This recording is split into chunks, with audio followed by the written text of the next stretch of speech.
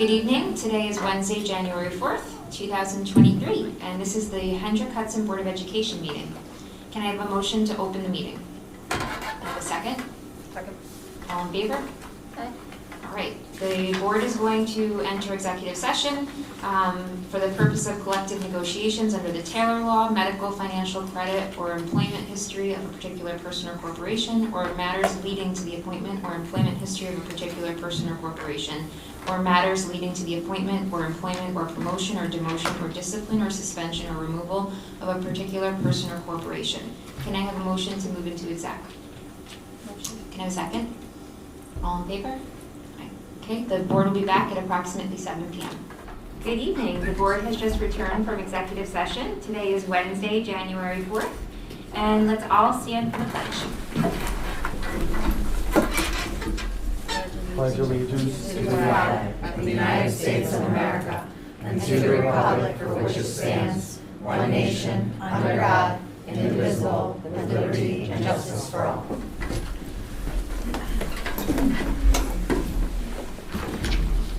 Alright. Can I have a motion to approve the agenda as stated tonight? Have a second? Second. All in favor? Great. And Carmen, we have nobody signed up for audience comments on non-agenda items? We do not. All right.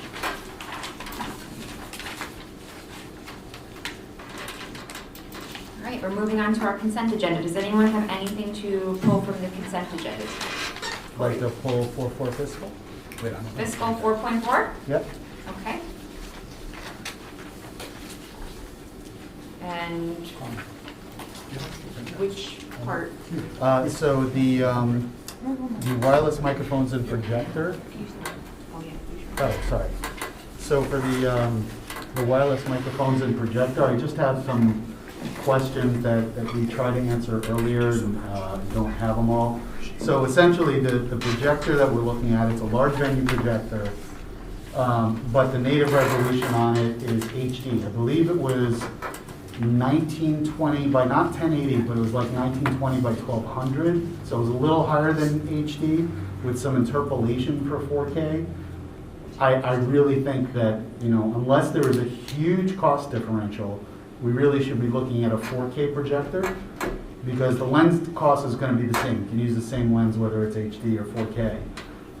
But looking at the specs of what we've asked for, I really think, you're going to go to Best Buy, you're not going to buy a TV in HD, you're going to buy a TV in 4K. If this projector is going to last us 10 years, which a laser throw should last us, 20,000 hours, average like 5 hours of usage a day, should last us about 10 years before we have to buy a new one. We're going to be using 4K content. And when you have a screen that size, that's really important. The other thing I didn't see in this, I didn't see a proposal for the screen itself. I don't know if we're doing a motorized screen, if we have an existing screen, but that's also going to be very important, especially if you have 4K projection. You have to have a good screen for that. And then for the wireless mics, I think it looked good, the wireless mics. It was UHF, but it's middle of the road equipment. Like Sennheiser's pretty good, but why aren't we looking at something like Shure, which is a much higher quality piece of equipment? And also the cost of the microphones just seems really, like the fact that the microphones are 15 grand more than the projector is a concern to me. It might be labor if that's the case, but it's just to place antennas. So I'm not, especially since everything's wireless. So I'm just trying to understand, I want to get more detail before I could vote for this, because just from a technical standpoint, I just have a lot of questions about it. I could be doing better. That's fine, we can table this. Obviously, we will be delayed a little bit more, but that's okay. We want to do it right. The one thing I can tell you is this was the only response to our RFP. I'm going to talk to Claire, and maybe we can call you, because honestly, I know nothing about this technology. I'm happy that's to not my. talk.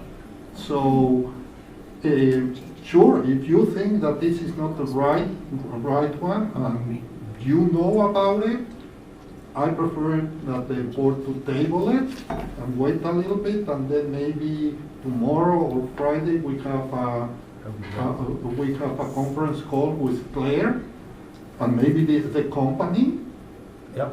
and decide, because definitely, I don't want to spend $30,000 and know that in 3 years, That's my it's point. obsolete. Yeah, but it might be that the projector is so much more that maybe Claire made the decision that just from a cost benefit standpoint, this was okay.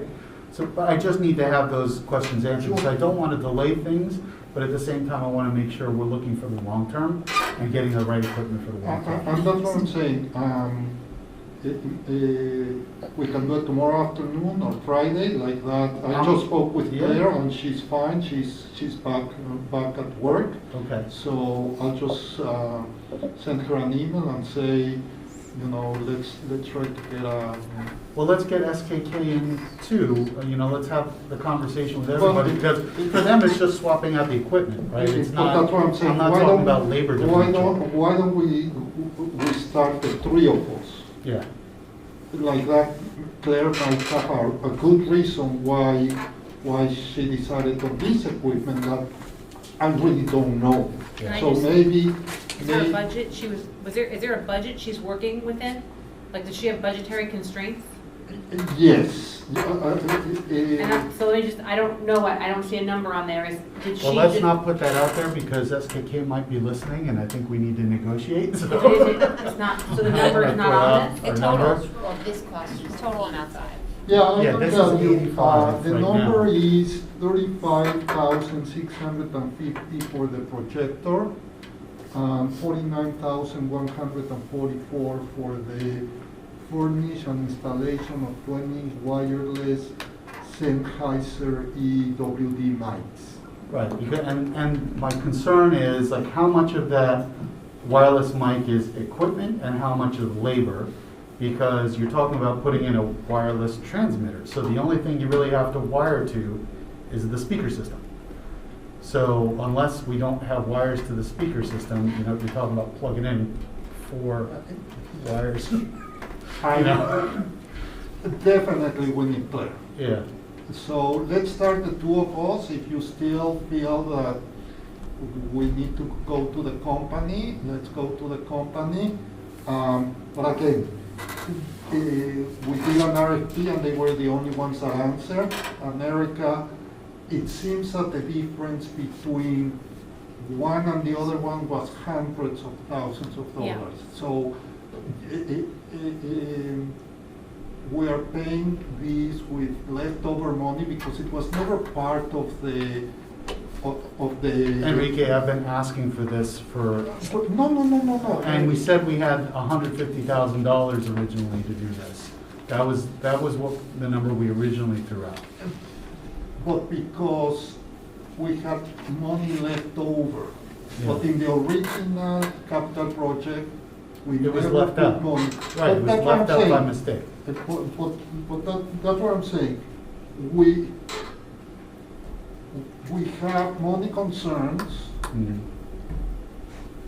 but again, if you tell me this is going to last 3 years and for $100,000, it's going to last 50 Longer. years, Right. then we put it for next year, and Well, it won't, like, the lens itself will last the same amount of time.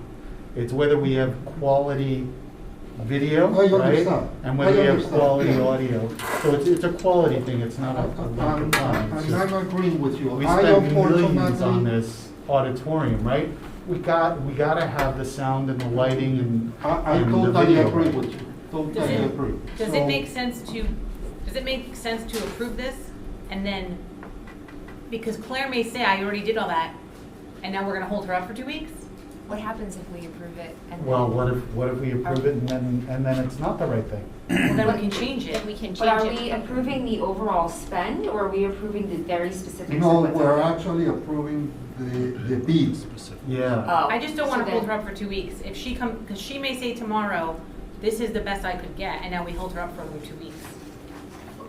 I really don't want to do that, especially knowing I that. don't want to vote for something that This might is not be the my- right decision. This is my recommendation. If the rest of the board is okay, we just need, Claire needs to talk to Cory. They agree that this is the best, then what we can do is go back to the company and say, Cory wanted we wanted to research a little bit more. We agree that this is what we want. We didn't approve it the last board meeting, we'll approve it the next one, but let's start moving. If it's not what Cory wants, then I prefer to wait, because if Cory might know more than anyone else here about this, and if he's telling me this is not the right thing, there's no reason for me to go ahead with this. If the expert, because I'm not an expert, I've never seen this, is telling me this is not the right thing. So my recommendation is let's table it. Okay. If after our conversation happens, we'll tell the company, we'll approve it in 2 weeks. You can move forward without, Yeah. okay, because I mean, This the goal. company has been here and we have paid him hundreds of thousands of dollars. It's, they are basically our sound and light company in the district, so. Okay. Okay, thank you. So Appreciate that. we can, that's the only item that's removed from the consent agenda. Anybody have anything else on the consent agenda? Okay, so we can vote to approve the consent agenda less fiscal 4.4, but how do you do just that piece of fiscal 4.4? You would approve everything with the exception of awarding bid number 2 under 4.4, because you want to approve All right. everything else under 4.4. But you couldn't do that. We But you can, couldn't do that. We couldn't do that last year. You can pull out a specific item. we can't pull a specific item off of. Yeah, because if you don't approve 4.4, you don't approve any of it. Couldn't do it last year. Okay. Well, then we can. I remember- we can- I we can remember vote on the individual specifically. file attachments then, if that's, right? What happened? We can, rather than having to vote on 4.4 in Sure. whole, we can vote on each individual line Yeah. item within 4.4, Okay, right? so can I have a motion to approve the consent agenda less fiscal 4.4? So moved. Have a second? Second. All in favor? Aye. Can I have a motion to approve the treasurer's report, September and October 2022? So, Second? Second. All in favor? aye. Can I have a motion to approve the BOE memo? So moved. Have a second? All in favor? And can I have a motion to approve the appropriation and revenue status report for September of '22? So moved. Second? All in favor? Aye. And lastly, the appropriation and revenue status report for October '22. Can I have a motion to approve? So moved. Second? All in favor? Okay, so that just leaves out our bid number 2 from SKK Designs, which we will come back to. Moving along. And that's it. That takes us to our pre-K update.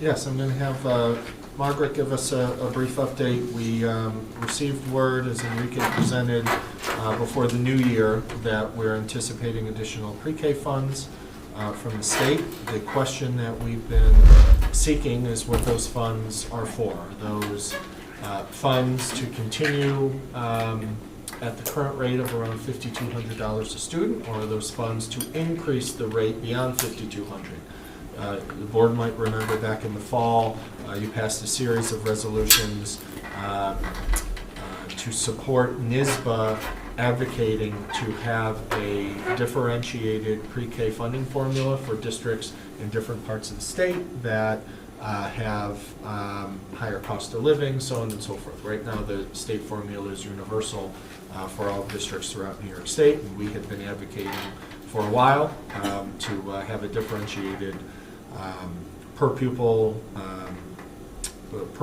allotment to account for different cost of living updates. So, want to give Margaret an opportunity to give an update, and then we'll put a timeline together. Okay, so everything,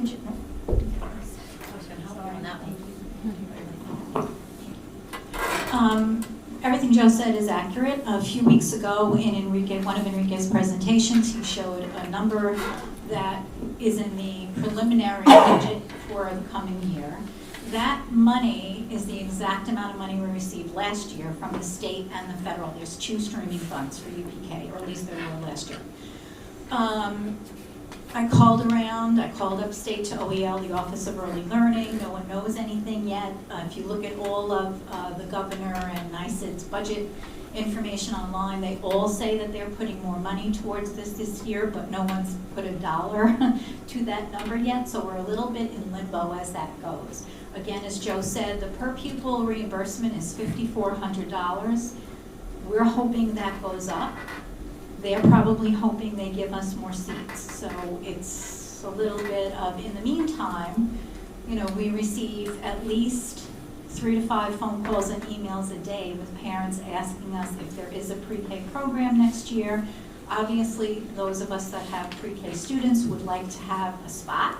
They all recognize that the district will still do a lottery, but they're trying to hedge their bets. So are the local nursery schools asking what we're doing because they need to know whether or not, what do they plan for themselves. So, we're right now in a little state of waiting. We can definitely, if we use the same money, we can show you what it might look like at next year's board meeting. If we find out something new between now and then, we can adjust that.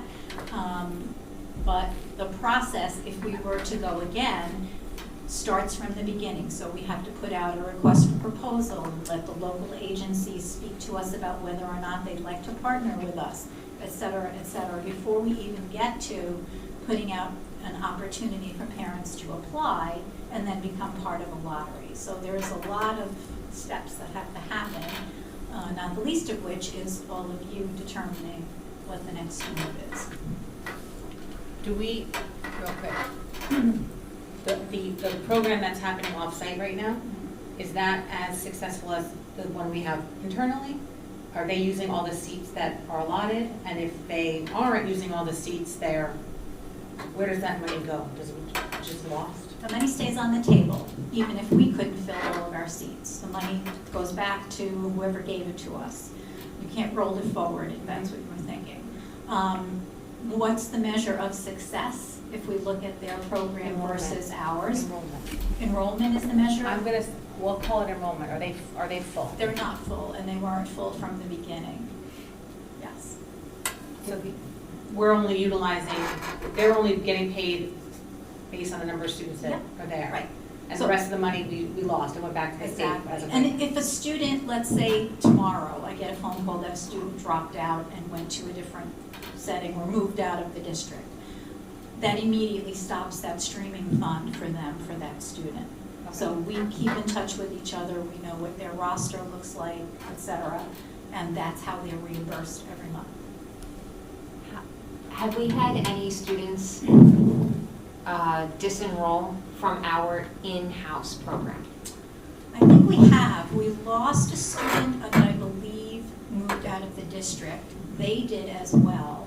So yes, I couldn't exactly tell you No, that that's off the okay. top of my head, but yes. And did we lose students at the outside program? Yes, yes. And we've added. So when a student drops, Yeah. I go back to the wait list and I call and say, we have an opening at wherever the opening is, would you like to participate? And the parents make a decision. We lost a student at Frank G. And we offered it to the next parent on the waiting list and they accepted and just enrolled their child to start Tuesday.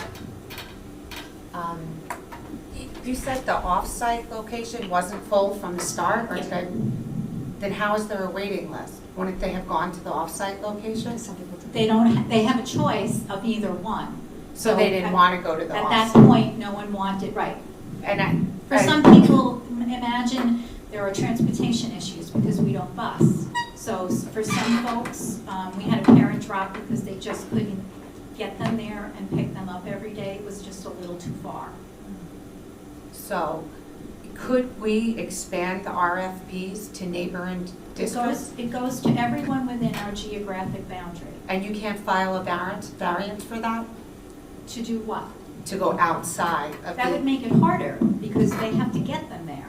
I was just thinking to get as many seats as possible, so there is no waiting list. Well, remember that to our south, Croton partners with their local folks. To our north, Peekskill partners with their local folks. I'm not sure what Lakeland's outreach is. I know they have a very robust in-house program. So, and also, we talked a lot about this last year. There are tremendous hoops for a collaborator to jump through, to be approved, to be a partner in this process. Most of the nursery schools don't want anything to do with it. I have another question. So, refresh my memory and maybe the other trustees. If you put out the RFP and you hear back from nobody can do it, right? We know that there's Nobody somebody wants can, to, but right. nobody participates and there's no other provider. What happens? We still move on with whatever we choose to do in. Right, yeah. So if no one steps forward, then you just simply say to the state, we put out the RFP, here are the dates, no one responded. Yeah. And they say, okay, fine. We still do what we would normally do. So let's say that we're going to continue with 2 sections, then we continue with the 2 sections, but then obviously we only have 34 seats. But that money can't be used in-house. It has to, it either goes It's to them or per goes pupil. away. So if you have what we have times 5,400, that's your allocation. You Right. can always open another class, Yeah. that's entirely But with up that to you. money, So for every student that you take in, you're reimbursed $5,400 up to the maximum amount of 300 and whatever the number was, 54. That's it, that's your cap. And that $5,400 covers the whole program? Of course not. So That's what it- we've been saying. It comes out of the general fund? That's why we've been Hold on. advocating. I just want to finish real quick. The answer to your question, I think, that I'm not sure you're getting, Yeah, the money is for a seat. The seat can be in-house Or or out. external. Yes. They don't give you X dollars for in and Y for out. was They there a give you- moment in time that it was that way? No, It wasn't. never. I thought there was like a 10% holdback or Right, something. that's right. You have to give, so we are required to give a collaborator a minimum of 10%.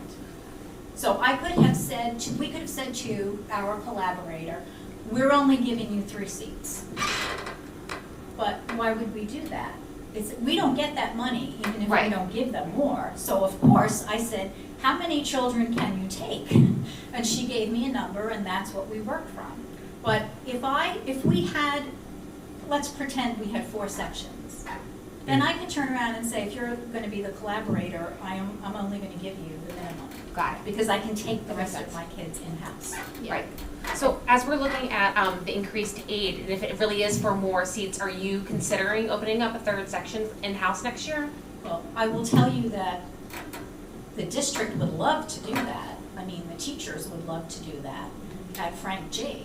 But that decision is not ours to make. We would come back to see what Right. the local general budget share would be. We would have to So- put that budget together, and that's why we're starting with is what is the per pupil expense? Because if it's 5,400 a kid, we cannot fund an entire classroom, 17 at 5,400. I wonder what it costs us per student for UPK and what it costs that nursery school per student. Well, I can't tell you her budget because. But I'm just saying, she wouldn't take students if she's not gonna make money. She's No, not gonna lose money. What's I her would say she benefit? probably comes close to breaking even on this. Okay, so But that is also why a lot of people don't step up. right, so Because she's the breaking $5,400 is even. not close to the. But in the Probably school itself to get district, early in it's that gonna year. cost us money. It does cost us some money, and we can show you what that cost Yes. is, and that's why the districts, especially in southern New York, have been advocating for a higher per pupil reimbursement.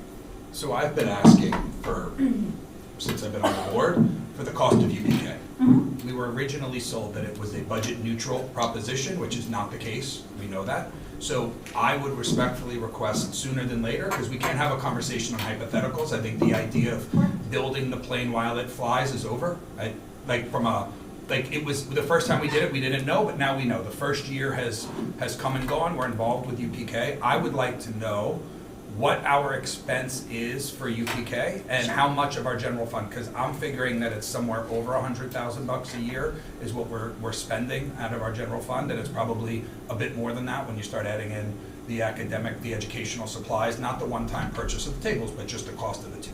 TAs, we didn't get to share TAs because naturally we've hired a lot of TAs this year, right? So we didn't have extra that we just didn't use. We've added to the roster of our TAMA members.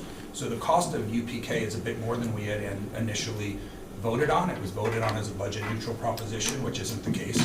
So what I'd like to get from the administration, please, will be the cost of UPK. And what I'd like to get through December is what we didn't receive from the 34 students. So we mentioned like a student leaves, a student comes. Well, there's a delta in terms of time from the last day of the student who leaves and the start of the next student. Our expenses stay fixed in terms of salary, but if a student leaves on November 5th, are we getting paid for the month of November, or are we getting paid for 5 days worth of income for that particular student sitting in that particular seat? The next student starts December 1st, we've lost that. I don't know if they use 30 days of the month, if they use an average, if they use the actual school days. So I'd like to understand how much money we're actually receiving, because we can't say that it's even gonna just cost $5,200 a seat or receive $5,200 a seat, because if a kid leaves and then another kid comes back and there's a gap, and are we getting paid for the gap or no?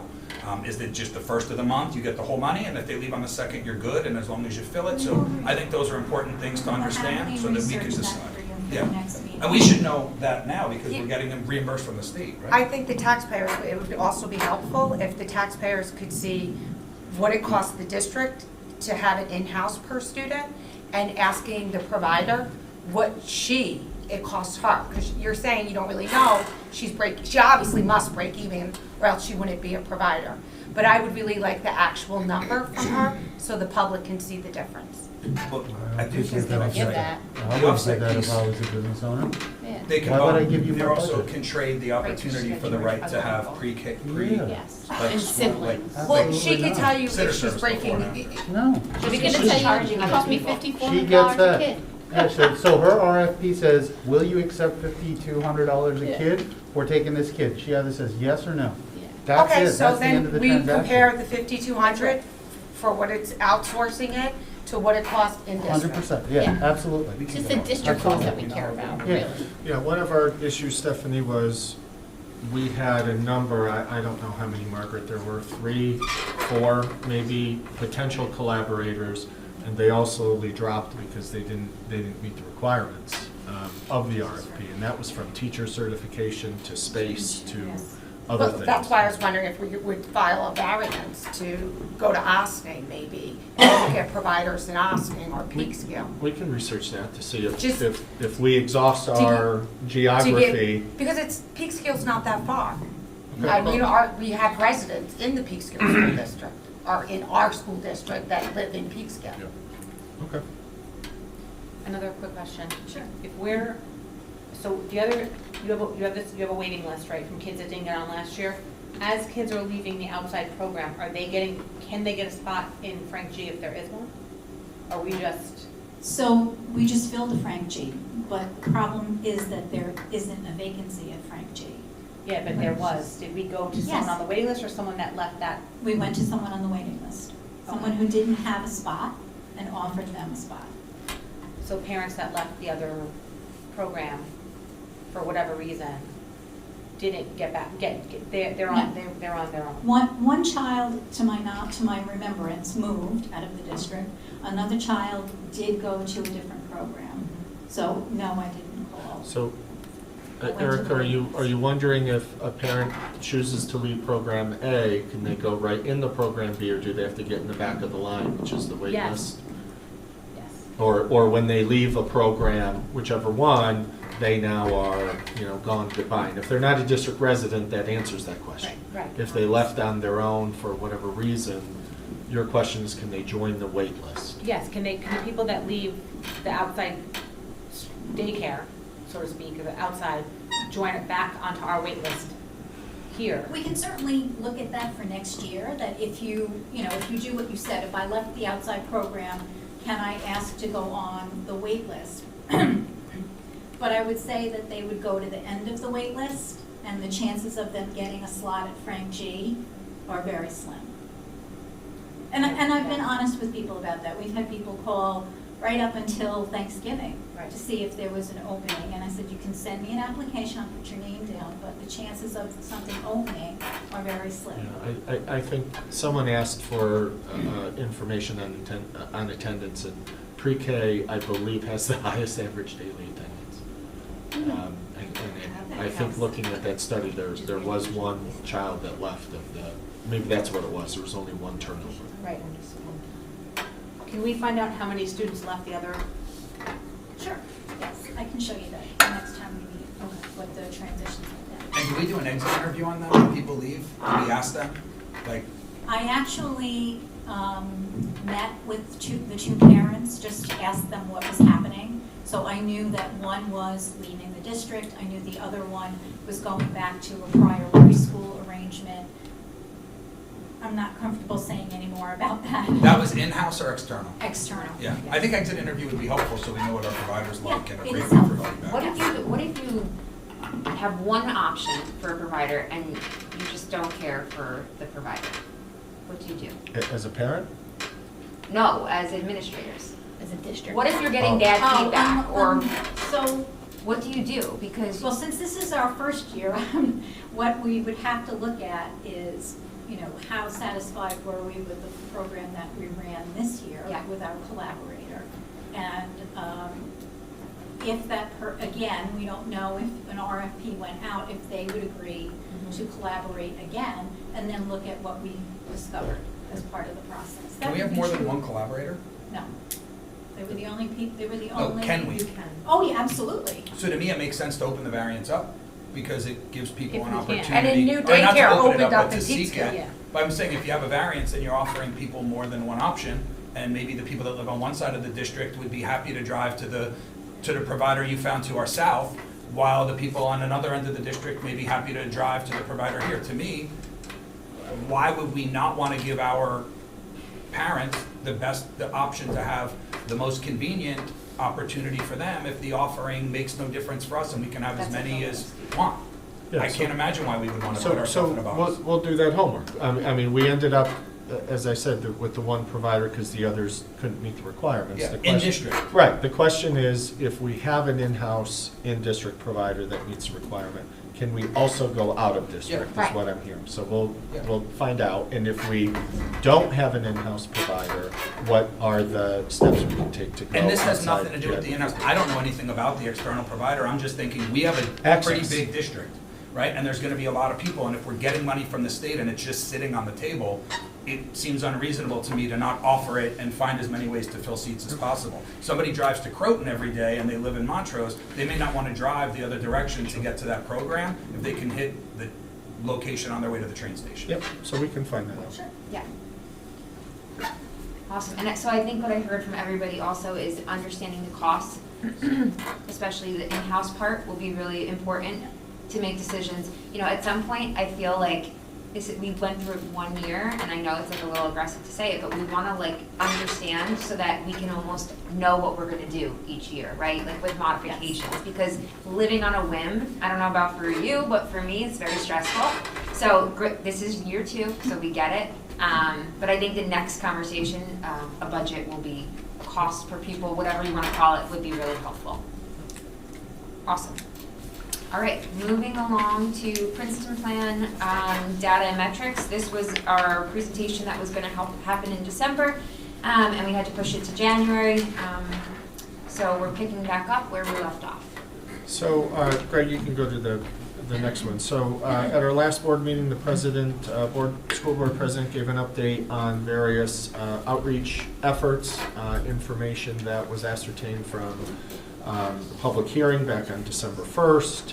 There was an informal survey at that time, various emails that the board has received, as well as feedback at different meet and greets, as well as folks speaking at board meetings. What we wanted to provide for the board today are some of the metrics and data sets that are currently in operation in the district, and to have a discussion over whether or not there's interest in creating or building others, and then lastly end the discussion with whether or not there's an interest to try to capture the experience of kids, teachers, and families in a different way. So in terms of student achievement, I'll let Margaret take this on slide 3 and 4, getting into different data we collect from teachers, or different data teachers collect on children, and how often, and what those assessments are, and what we use that information for. So we use iReady, which is an online assessment for ELA and for math. It's a required benchmark from the state in terms of our RTI process. It's done 3 times a year, K through 8. We do use it, if necessary, as a screener at the high school level as well. We use at the elementary, well, we use this a little bit at middle school also. Pontus and Pinnell, which is a running record, which means that a teacher is sitting next to your student is reading a book they've not seen before, and the teacher is notating how proficient that child is at reading while they're listening. At the end of the running record, they ask a series of comprehension questions, and the child gets a score. So we do that, we're looking at accuracy, fluency, and comprehension. We do it at least 3 times a year, but much more frequently, especially if we have a student who's struggling. ESGI is just the name of the database where we house the following: letter identification, sound symbol recognition, learning, segmenting, and rhyming. This is all done in K through 2. Yep. Can I just ask one question? We get into this before we get into all these metrics, because I know these are all existing metrics. Yeah. I think what I'd be interested in hearing is how you expect the Princeton plan to be affecting these metrics. Because the discussion we're having today is what metrics are we using to determine if the Princeton plan is successful. So if we are going to be using these metrics, what do we expect to see in these metrics based on the Princeton plan, and why? That to me is the focus of this discussion, not an explanation of what each of these metrics is. All right? So let us briefly review them, and then we can answer that question after each chunk. All right, great, thank you. You're welcome. HFW, sorry for the jargon, is high frequency words. Those are actually the words that kids see most often in print. Think about things like prepositions and conjunctions. That's assessed and monitored K2 as well. Sometimes 3 times a year, but mostly more often than that. Writing samples. So we have grade level prompts that we use in the beginning and the end of the year.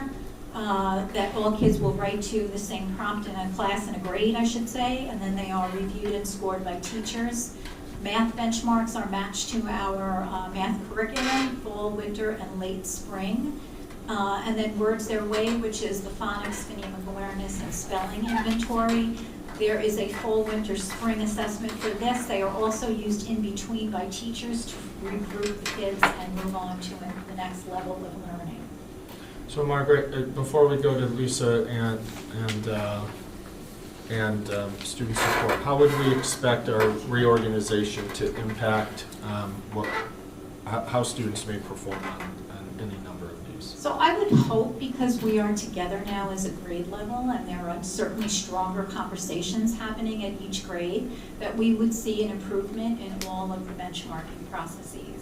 I've been having great conversations with the 3 principals about what they're seeing in classrooms, ways that we can improve. Our grade level leaders, and part of our monthly meetings together, have shared the same sentiment with me, that they feel that they're tighter as a group, that they're sharing more information and more resources with one another. The goal is to have that translate to student achievement.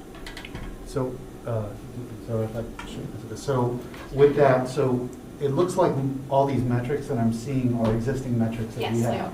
Okay, so we should be able to take historical information, because I think the big challenge we had in metrics discussions was, well, we've never had the Princeton plan before, we don't want to compare apples to oranges.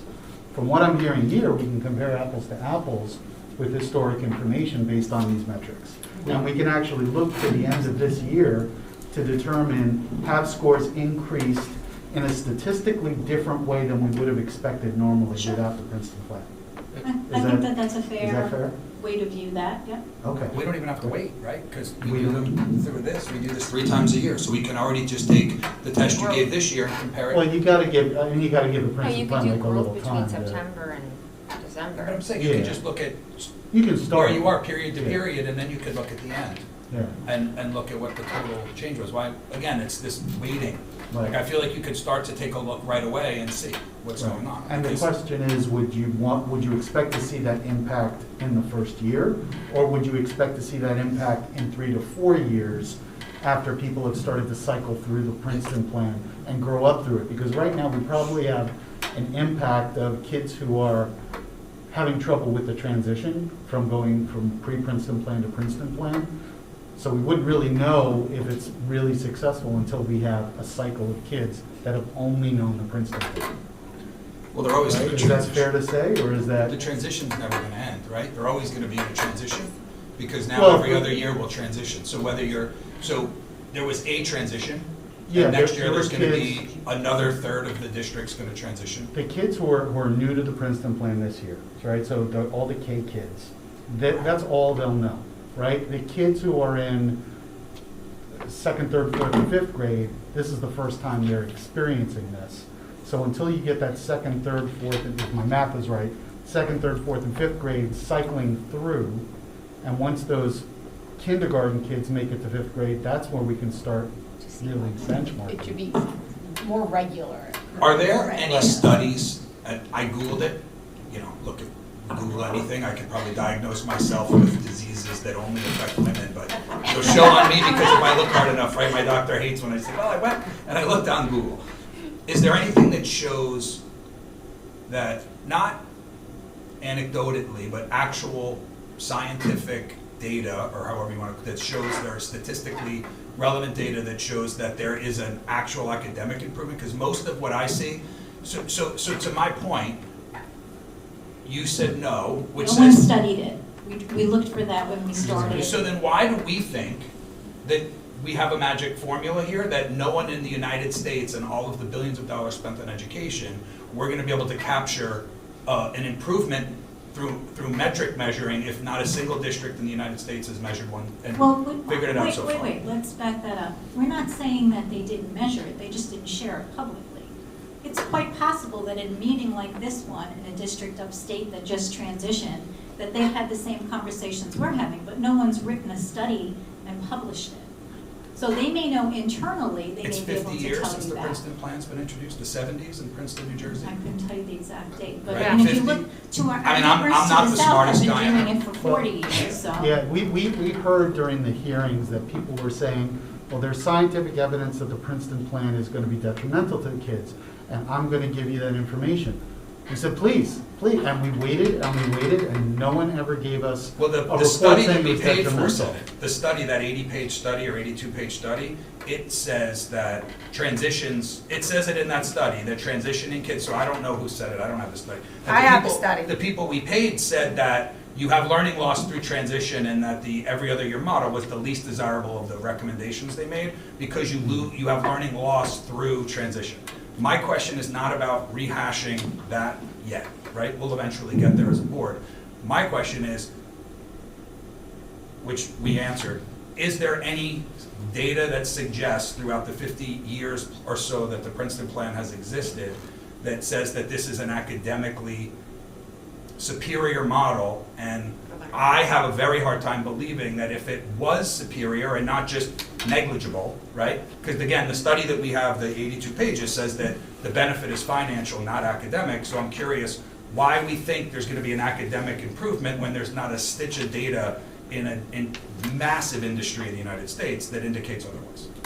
Like, we're like trying to reinvent something. Well, there was also a social benefit for it too. I think- But none of this that is it social, wasn't- this is all, so we're only talking Right. academics No, no, right there's- now. There's some social. No, but right now we're gonna get But there. we're talking about academics, I'm All just, right. we're staying Yeah. on topic. This is- Okay, Let's- so no, I the have a topical academics page, question. you're right. Yeah, Topic. Margaret, so I know we changed our math textbooks this year to Eureka Squared. How will that potentially change metrics year over year? Because there's been some transition and difficulties with that transition. So I would anticipate that maybe our math iReady scores have gone down. I don't know though. What do you anticipate to So it'll see? be interesting to see when we benchmark at the end of January, what that shows us. I think it would, if you talked to the teachers, I think you would be surprised that depending on the grade level, they are seeing improvements already. So there are some grades where I've been hearing, oh no, the kids are doing unbelievably well. We're so pleased with what's happening. They feel confident with the word problems. They can, make sense of this now. A lot of the issues that teachers fed back to Eureka over the years have been addressed in this update. And in Okay, I'm those just wondering what it does for the data. If we're trying to compare We'll find out. year over year. Yeah. Okay. So we'll find out. When we do iReady, it'll show you the growth from one benchmark to the next for each individual student. It'll show you what the projected growth should be and whether or not the student is meeting that projected growth. So that's, relatively straightforward, if you will. So this is just what we do. Is there a reason why ELA test scores are not included as a metric? I think state test scores in general, that's one of my questions. Yeah, I There's mean, no state test scores at all. They can be. We didn't include this year because we don't get timely data from the state test scores as we do these. So if, what our staff does, and Margaret, correct me, these are benchmark assessments, these are whatever type of assessment where we get quick feedback and teachers Everybody can make sits for adjustments. And everyone Everybody sits. doesn't sit for the ELA and the math tests. So are you being flagged as a participation rate improvement plan because you don't have enough kids sitting for the test? They waived it during the past couple of years, but we would have been. The reason to use that as a metric over the state The test is past just year at the middle school, I believe the opt-out rate was close to 40%. How about at the elementary school? Because I just Better at looked, the elementary schools. oh, Probably. I didn't notice, because I just was on NYSED website today, Mhm. and I didn't think that you had that huge of an opt-out rate at the elementary school. It when I was looking closer at the the- elementary schools, I don't remember the number. I know the middle school because I was actually quite surprised. I only asked because the iReady assessment, sometimes that's not accurate because it's flagged as a kid is rushing. If a kid rushes, they do flag the teacher to let them know that they're just kind of going A, B, C, D, kind of thing. So, I mean, I would really like to see ELA test scores as Sure. part of this. Sure, State- we could, and we state don't, test- state test we, scores. we look at those things, but we look at them kind of like that, because first of all, we have an issue with opt-out rate. Secondly, the test has changed probably 6 times in the past few years, and it's about to change again. So we're moving to a new publisher yet again this spring. We're going to Questar. A few years back, they changed it from a 3-day test to a 2-day test. so it's They not changed it from comparable year over time to untimed. Is the Right. state still using that test to flag districts as low-performing districts, or they're not doing that? Not in the past few years because Because of of COVID. everything that's happened. But yes. this year, I thought that they were going to use the It's test only to one flag. measure of the new SS standards. So there are literally probably a dozen metrics involved in the new ESSA plan for New York State. And the test scores are only a piece of that. There are many other things, attendance, for example, that they look at to determine whether it's school district. And they look at subgroup performance. So it's not all students, it's all students and then all of the subgroups that are part of that. Maybe we should be looking at attendance here too. Well, that can certainly be another measure, it's not an I think academic right. measure, Yeah. but yes. And we thought are it was. concerned It's about further that, down. because we do know there are some places where we do have attendance issues, and as we know, know you have to be in school to be able to learn. So- Okay. I guess I have the next slide too, I didn't realize. The last, Oh, I didn't this see. last slide is AIS reading. So student support in AIS reading and math, decoding and comprehension on the reading side of the house, and the math strands, so geometry, measurement, fractions, etc. And we ask, these are the questions that we ask internally. How many students are there at each tier of service? There are 3 tiers. Tier 1 happens in the classroom. Tier 2, you are going out to an AIS specialist. Tier 3, the groups usually get smaller and the amount of time you spend grows longer. What's the average length of service for any of our students? And what's the frequency of instruction at the tier? Am I seen every day? Am I seen every other day? All of those are issues that we look at as we look at Tier 2 and Tier 3 service in both reading and math. Can And you- that's K-8. Hold on one second. Can you just, for the folks at home, let them know what AIS reading and math is? Academic intervention support. Okay, so when a child is struggling in reading and math based on criteria that we agree to at the district level, then they are referred to a specialist for additional support.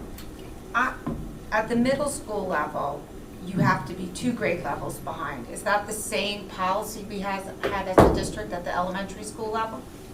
I'm not sure I'm following You what have to you're be asking. reading 2 grade levels In behind. reading or math, yes. So there's, the way the criteria is set up, you're on level, you're approaching level, or you're below level. So we look at the approaching and the on as Tier 1 service. That's the teacher in the classroom through whole and small group instruction. And then anybody beyond that is going out for support. How are kindergartners getting, in this model, getting recommended for AIS services? In the same way, so at the K building, Belen, who's the math specialist, will look at their results. They have the same screenings that all of the other students have. And then based on what she sees, she'll see small groups, or sometimes she'll push in. And the same happens with reading. How long does it take? To get them services? Yeah, because they're kindergarten, there's no history on them, so when does a kindergartner fall into that, like, So when realm of measurement? when we do our fall assessments, you can generalize and say, if I have a class of 20 students and 15 of them are here, and these kids are here, you ask yourself the question, should they not be where their peers are, and what can we do to help them get there? Very often at K, and sometimes at 1, but more frequently at K, that service is a push-in. So the specialist will go in and work with the classroom teacher, so they're not pulling the kids out of the room.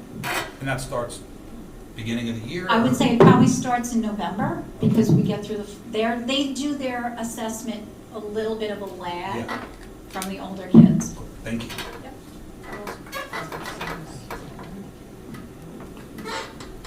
All right, so I'm doing student supports, and really, it's really about the social emotional piece of it.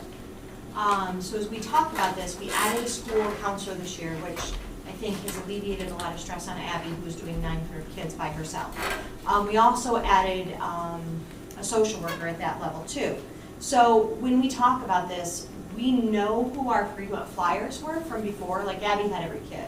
So that is a helpful thing for us. But now let's look at the number of students referred for a small group, referred for a small social emotional group. Let's look at how long we see them. When we do building level service, we call that like a 3-touch. And then a light touch, we don't just let them go, right? We make sure we say, let's check in 2 weeks. We talk to the teacher, we talk to the parents, depending on what the student has going on. We also talk about small groups, like Abby and Jen do a lot of different social groups. They do new friends, they do banana splits, as we knew when we were kids, parents that were divorced, parents that are separating. We do a lot of executive functioning groups. So parents are actually sent home a wonderful array of services that they can participate in. And they will do a 3 to 5 week session with a small group of kids in their own grade, kids with another grade, or maybe sometimes it's like a 2 to 1. That's the intensity of what the student needs. So we've always made, I don't want to say a cheat sheet, but who we see, how often we see, how frequently. So they've actually started to look at that as a building, saying, how many kindergartners did we see this year? How many kindergartners did we see last year? And we look at the kindergartners in all 3 buildings last year because Abby did all 3 buildings. along with Jen, along with Jamie Manning as well. So we are keeping track of that. We were kind of dumbfounded one day when one building saw 72 kids in one day. And then we associated it to an incident that happened at a football game that made the kids a little nervous. So we did a large group of, this is what happened, let's not be scared, we're safe at school. So we did a lot of that because there was some fear in what happened at a game. So that's like an anomaly. Thank you, gosh, it's been a long day, for those who've been in our meetings all day. But I think those are the things that we really look at. And we talk about a lot about friendships, because as we know, this was transition, and Corey said this. The kindergartners, they come in like, okay, you know, your first graders are okay, but when you hit your second and third grade, there was still a lot of, I didn't know, or we had a parent here talking to us about her 5th grade child, right? She didn't have a lot of friends in her class. So we really do a lot about friendships. What are friendships? How do we create friendships? How do we have these conversations when you don't have a friend in your classroom? So they're really keeping a lot of different statistics. These are statistics we didn't normally keep on a daily basis. We did keeping like, hey, should we refer this child? Hey, should we talk about anxiety with this child?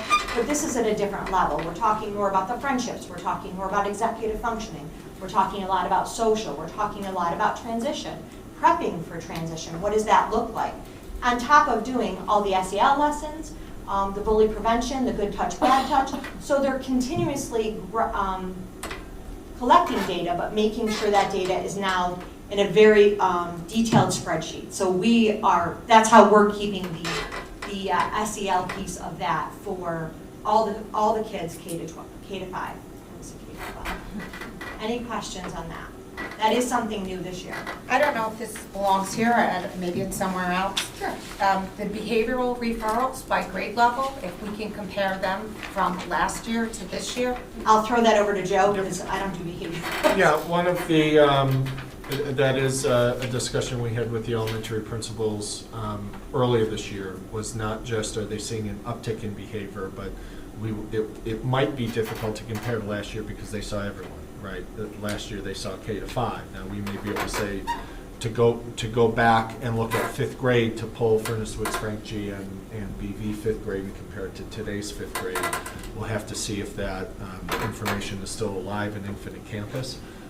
But with the transitions, we agreed to use Infinite Campus, which is our data management service, much more as a communication tool for principals and principals and staff as they move between buildings. Before, Infinite Campus was really your schedule and attendance and those things, but the elementary principals are using it to document behaviors as well. Not just referrals, but even concerns. It's almost, like a digital journal that can be used. That'll go from building to building. That then would go building to And building. we all have access to that. So like when I'm looking at a kid to refer, or if someone refers, I go through all of that. I go through the grades, I go through all the behavior incidents. Attendance, like Margaret said, is huge. And that's a big piece. And I know it's under the student support, but it's really also under this part of student report. Because if Joe's not coming to school, that social worker, that school counselor better be on that and know what's going on alongside of the teacher and the principal. Yeah. Go ahead. Oh, wait. So is it safe to ask, and from what I'm hearing, we're already collecting this data too? Correct. So for student support and for student achievement, we could, in a very short period of time, from what it sounds like, start to present metrics on where our baseline is right now. Mm-hmm. We've only got half the year under us, so I think we can't make any assumptions one way or the other, right, as to whether or not this is having a big effect. But at least we can start to baseline everything right now. Correct. And it would be great for us to be able to see those baseline metrics Mhm. as they stand today within a short period of time. We don't Yeah. have to wait till the end of the year for What this. we envisioned, and Jeremy went there, was, it could appear any number of ways. It could be, state of the district sort of academic report, that by the time we get all of our benchmarking information in the system, that probably we'd be able to do that in July, and then go backwards to see where blips on the radar were. So you have your beginning of the year assessment to really determine if there was any summer lag. what happened, but really between the first number of months of school, so mid-year, now, let's say the next 4 weeks, and then what happens at the end of the year. So, we could do that. What we were looking at was having a full and complete report in July, but that's not to say we couldn't go and say, let's randomly select 50 fifth graders this year at their January ELA and math benchmark. Randomly select 50 of them and randomly select 50 from last year and see what we have. It was one of our, oh, sorry, I was just gonna point out, let's just. I was just gonna point out, it was one of our board goal, the district goals, that it was gonna be before the end of the school year, that we're actually gonna see numbers. So that was something that we discussed and voted on, I think, in October. That's right. So my point is we don't have to wait till the end of the year for that now. Right. I know that we said that we could, but it doesn't sound like the whole point was we were waiting to get that data, but it doesn't sound like we have to wait. Well, if you want to see the snapshot moment in time, that's what the benchmark would do. With the end of the year, looking at the data at the end of the year would.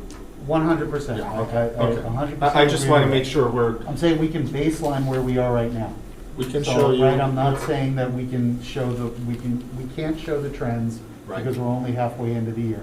What we can show is where are we at the beginning of the year because we have the historical information. How does that compare to the year before? Because we have that historical information.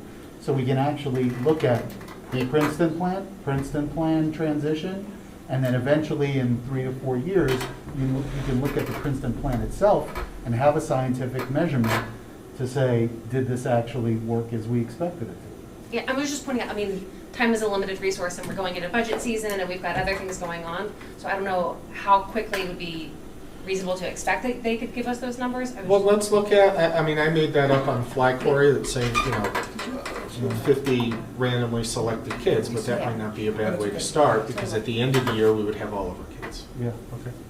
I think Jeremy has a question for Lisa. You mentioned we hired 2 new roles, a counselor and a social worker. Correct. What's the difference between them and why did we hire them? So a school counselor has actually been mandated now at the elementary level for 2 years. So their role is really to start with the college and career readiness. I know that sounds crazy, but they need to be doing that in kindergarten and first grade. They talk about firefighters and what do you want to be, and they draw and all that stuff. So that's part of the new mandate. And we had 1 school counselor doing 950 kids by herself. And that was a little extreme. So we had decided with some of the money that that I put in my budget last year is that we would hire a second social worker, so they split the 6 grades. The school counselor. The social worker does a lot of, they are a licensed clinician, where a school counselor is certified by the state as a school counselor. So you go to school to be a school counselor, you get a certificate. So all of our social workers are MSWs, and they have a clinical license. So that's the difference between the two. Anybody can do school counseling, anybody can do counseling, but when you have an IEP student, you typically want them to have a social worker or a psychologist, just because of the level of stuff that's happening and how it aligns to the IEP. Why did we need one now and not previously? We had promised when we went to Princeton Plan that we would have a social worker in each building. So that's why we were down a social worker, with the exception of BV, because Donna wanted to keep a psychologist there versus a social worker because of the relationship and collaboration they already had. So Jen is the psychologist, social worker at BV. The other 2 have full-time social workers. Okay? You think? Now, Yeah. also, Yeah. I think we need to add that in as part of the Princeton Plan expense from a savings standpoint, right? We promised a social worker as part of this, that we need to add their salary in, which hasn't been calculated into the overall savings of the $1 million. So we need to make sure that that's added into our overall expense associated with the transition, because nobody's captured that number in any of our financials yet. Well, that person is already here, so they, We added 1. I thought you said, did you say we added 2? We added a social worker and a counselor? well, the social worker that we added is an existing position, right? So she replaced a different social worker. I think the question is, did moving to the Princeton plan add new staff and student support or reallocate staff?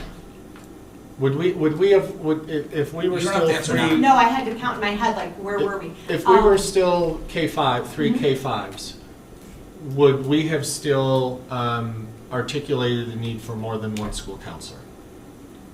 Yes, because we had one school counselor doing For that. 950 kids, and by law, not by law, but state standards, it's about 250 per student recommended by the state for a school counselor. So we're still not at that. We're not at that. But because we have Like the social workers 100%. piece of that, that has kind of helped alleviate that, because they pick up some of the counseling, they pick up some of the social drama, they might do some small groups, things like that. So we have no net new staff, but the one which we had to add. Right, correct. Awesome. And then what is the plan? Because the transitions don't end, right? No? We did it once, but now we're gonna do it every year. You want to know what our transition plan is from building to building? So, yeah, so how do we ensure that we don't have regression amongst the kids as they're transitioning? So once we get back, probably from February break, we've already started these conversations. The great thing is our school counselors transition with their students. So Jen does K, 1, and 2. Abby does 3, 4, and 5. So they're in second grade. Abby's already in the building and gets to know them. And all the kids, except for probably your Ks right now, know Abby. So they transition together. That transition is happening all the time, that conversation. What we are going to do probably at February, you'll see the school clinicians, the social workers and psychologists start to go down a level. And they'll go and they'll start meeting with the kids and the other social workers. They will go into the classrooms, get to know kids, so the kids know that there's familiar people.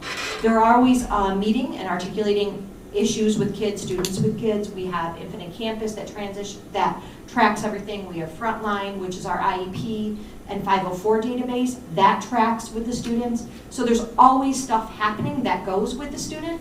And we've also started it's not a Google sheet, but it's like a binder that we keep for kids.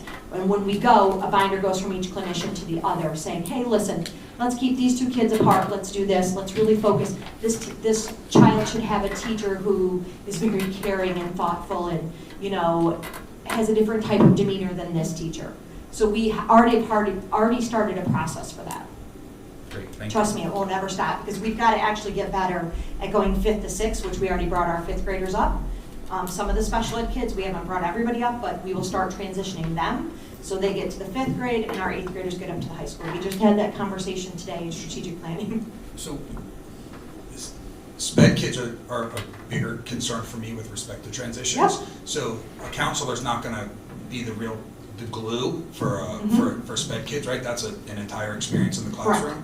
What's the plan to make sure that those kids don't have, it's enough of a regression for them often when they go from classroom A to classroom B, and they can borrow from the support staff in classroom A, can come to classroom B, and those teachers can sort of lean on each other. Right. What's the goal when we've now created these silos, and now they don't have their support network or the familiarity of the building or the former staff because they're no longer physically present? How do we try to bridge that gap for those kids? Well, one of the things that used to happen prior to Princeton, which I'm not for, Margaret and I were having this conversation today, they used to loop 3 years. But imagine if your special ed teacher loops 3 years, they're not getting to know that curriculum and that content. Especially when you go from 3 to 4 and 4 to 5, that content changes dramatically. So those teachers are not getting deep, they're just keep getting wider and wider, and they're not getting to know that curriculum. So we were talking, do the teachers transition 1 year? Do they go K to 1 and back down to 1? That's an option. But in order for them to go class from building to building, I think the biggest thing that we have to do as educators is really begin those introductions sooner than later and match our kids. And I will say I'm very Princeton planned because I'm selfish for my special ed kids, right? They don't have to leave a building to get the services. They don't go without services because they didn't want to move their community school. Now everybody gets what they need, and it is so exciting to me because the collaboration among special ed teachers is probably the best I've ever seen it. So I don't anticipate an issue. Again, it'd be that February time we start having conversations about, okay, I'm gonna get Joe this year. Can you tell me, I'm gonna come down and meet them, and we do a lot of exchanging, coming down and back and forth and getting to know each other. Weren't the special ed teachers in one building previously? No. It was all- ICT. ICT, we had, Okay. it would be grades K and 3. I'm sorry. It'd be K and 3, that would be in one building. And the next building you have 1 and 4, and then 2 and 5. Right. So basically, those kids would have to move if you didn't want them in your home school. So if Joe is my child and he's in BV, but the program is in Furnace Woods, and I don't want to move him to Furnace Woods. Have we kept track of this for the years of how many people didn't move their kids? Oh, I can pull that data, yeah. 'Cause And I they would think that's- I mean, totally the deny, argument they there would is how many totally. people have to move that don't now want to move, so that's a coin toss for me. Well, yeah, we can go there, but I think, when I think about kids, it's not about the kid, it's not about the adults, and I feel bad saying that, it's about the kids, they're getting the services they need. And we're hoping that. Were we not giving the kids the services they need? Well, we definitely were, but if parents didn't want to move them, I couldn't force them to move Right. them. But then they had But, alternate services. yeah, they had like, They would get- like they had the other program, what was that Well, they called? get resource room, Right, but they resource. really needed ICT, the big difference between the two. So what I would say to you is that we will hope that classification rate could go a little bit lower because we have so much collaboration. And I think we heard that today with all these teachers and all the grade level leaders meeting this morning. It was actually exciting for me to hear all of them speak and talk and, I know, isn't this great that we can? Isn't this great that we can? It's all a learning experience, but it's just the light in their eyes. It was a different feeling for me this morning. I don't know about you.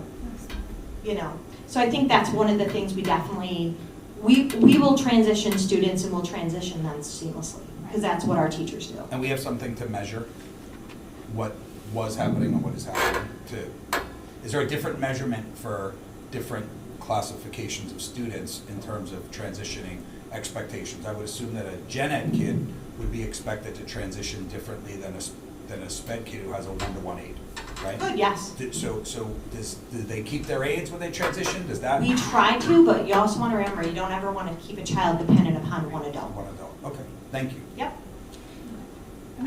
Can I just add something that Lisa brought up that is important, and we didn't say it in the academic issue, but I want you to be reassured. The academic information that we collect on students is always transferred to the next year's teacher. It always has been, and it will continue to be. Kids that are getting services in AIS reading or math, there are databases where those service providers provide the interventions, the progress or the lack of progress, so that next year's teacher, or sometimes you transition in a given year. So we have in some buildings, we have 2 reading teachers in each of the 3 elementary buildings. I might go from Lisa to Margaret during the course of a year for a different reason. We have the ability to look at each other's records, to look at the kinds of work that we've done with kids, so everything is there for everybody to access when they need it. And I think that goes with the special ed piece too. The students now don't have to leave the building. So if I need to go into an ICT class, it's right next door. And I've always known Margaret because we're always doing fun things as a grade level. So the kids aren't moving in a long direction, or or their parents are not moving them at all. Now it's just moving within that building, and it's just a comfort. So to know that the kids are getting the services that the CSE determined they needed, and the parents either accepted or rejected at that point, now it's an easy acceptance because it's just next door. A little off topic, you said the average caseload for a school counselor was 250? No, that's not what I said. What I Oh. said was the state recommends 250 students per school counselor. That's the Is that every recommendation. grade level? That is actually the recommendation of a school counselor, K to 12. Okay, Yep. thanks. Yep. I have a question, or a couple of questions. When, I'm going back to the, your slide on student support. The process of referral Yeah. for counseling or help, is that like an official referral, or is that just like, hey, little Johnny's having a hard time? So they go through the MTSS process or RTI process, so the multi-tiered support systems, or the response to intervention is what it was prior years. So they would go through that whole committee, and they make sure that those, in most of the buildings, the committee meets very quickly. So if we see that Johnny is really socially not making it, Abby might do a soft touch, Jen might do a soft touch, but then they go through the formal process to get some building level. And if the building level isn't enough, then they probably want to recommend somebody from the outside see the student.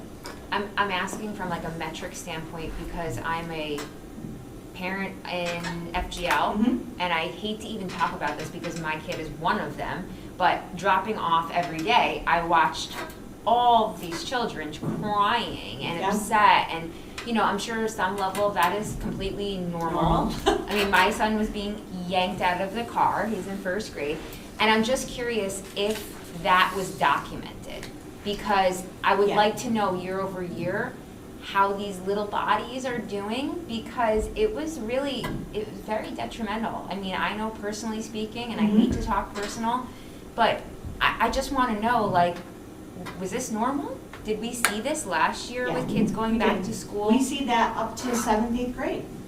Right, but like, so for certain students, right, are we tracking how, so my son will, I'm using him as an example, he will go to second grade, he'll go to BV. Next year could be terrible transitioning again. Is that gonna be documented? And then third grade might be fine, and then fourth grade won't be good. So I'm just saying, is crying coming out of the car part of this referral process? It could be. I mean, he stopped the But is minute it? he got in the We building. can definitely but- have a conversation privately if you'd like to No, talk no, no, about I that. don't, he's But I- doing fine, he's Right. thriving, but what I'm But- saying is, how serious is this referral? You know, are we documenting and capturing those that are mildly struggling?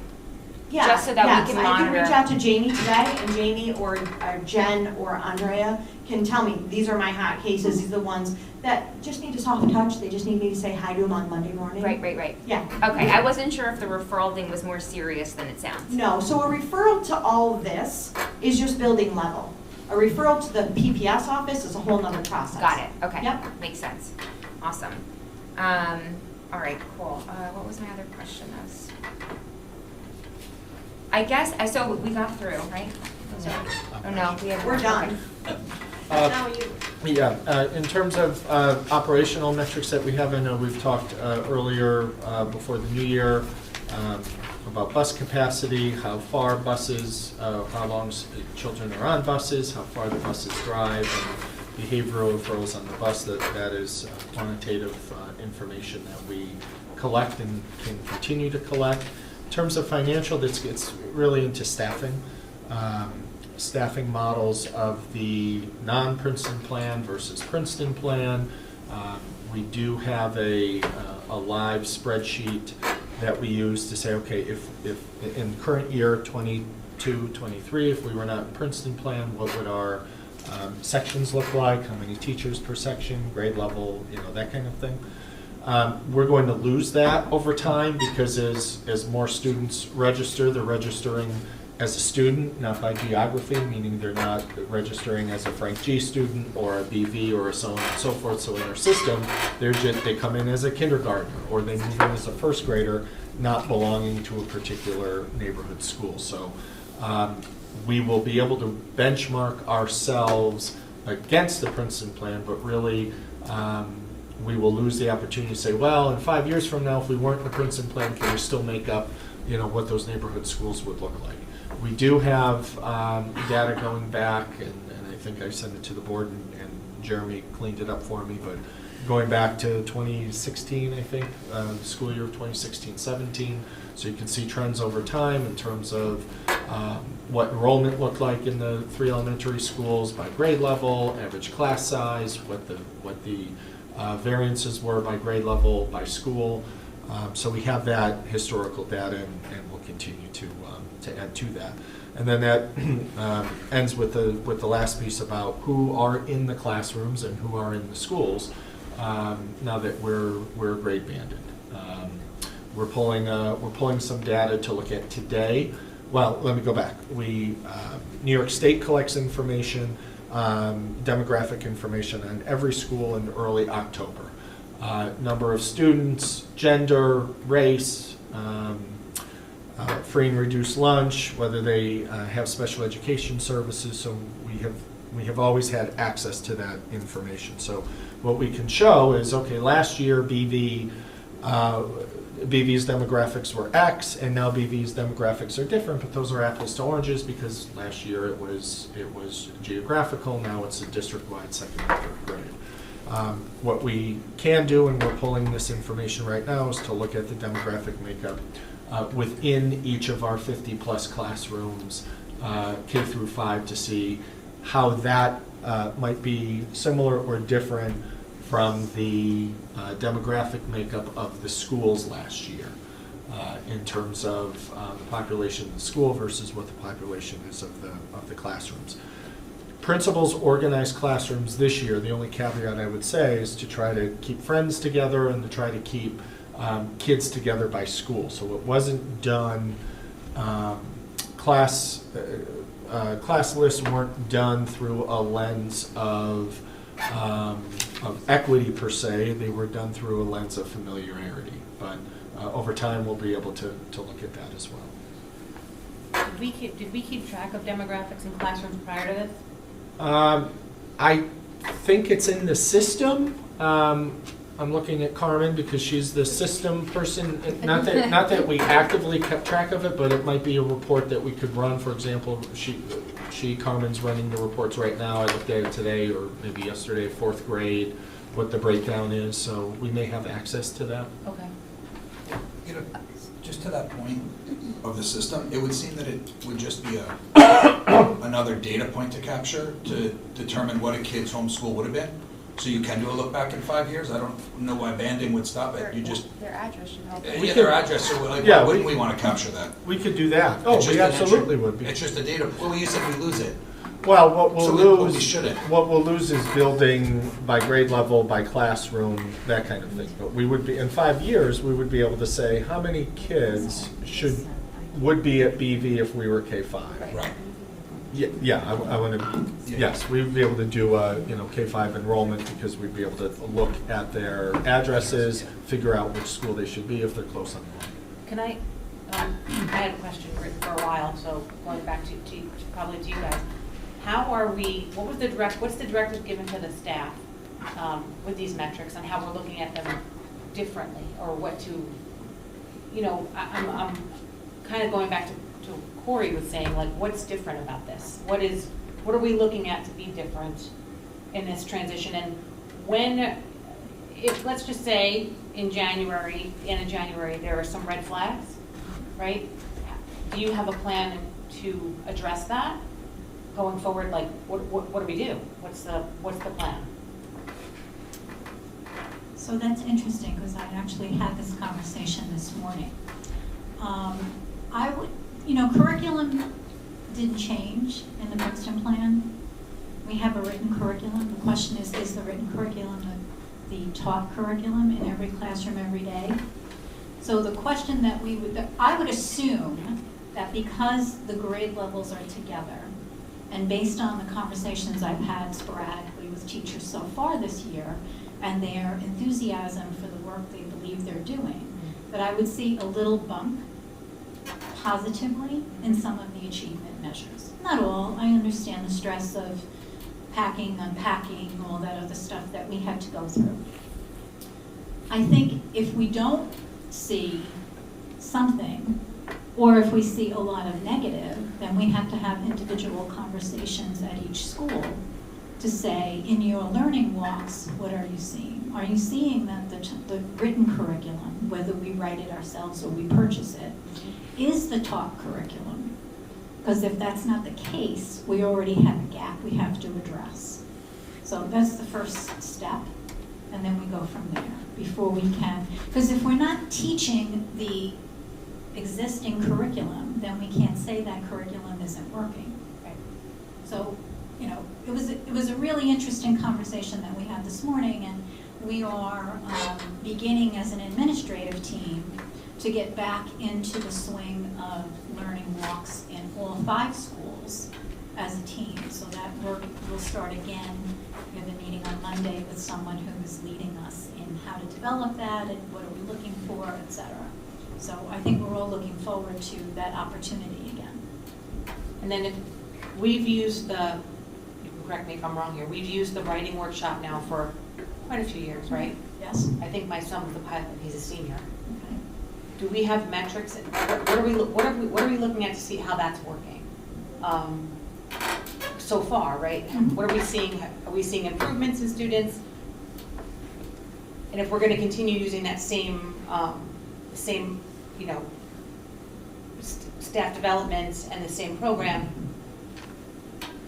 can we go back that far to compare? Like, we never really saw if that, after, 6 or 7 years of that, how that's improved. So We haven't said, I don't know if we've seen improvements. Right, so the writing pieces are evaluated through a rubric, so the teacher is using a rubric, the same rubric on the grade, applied to the student work.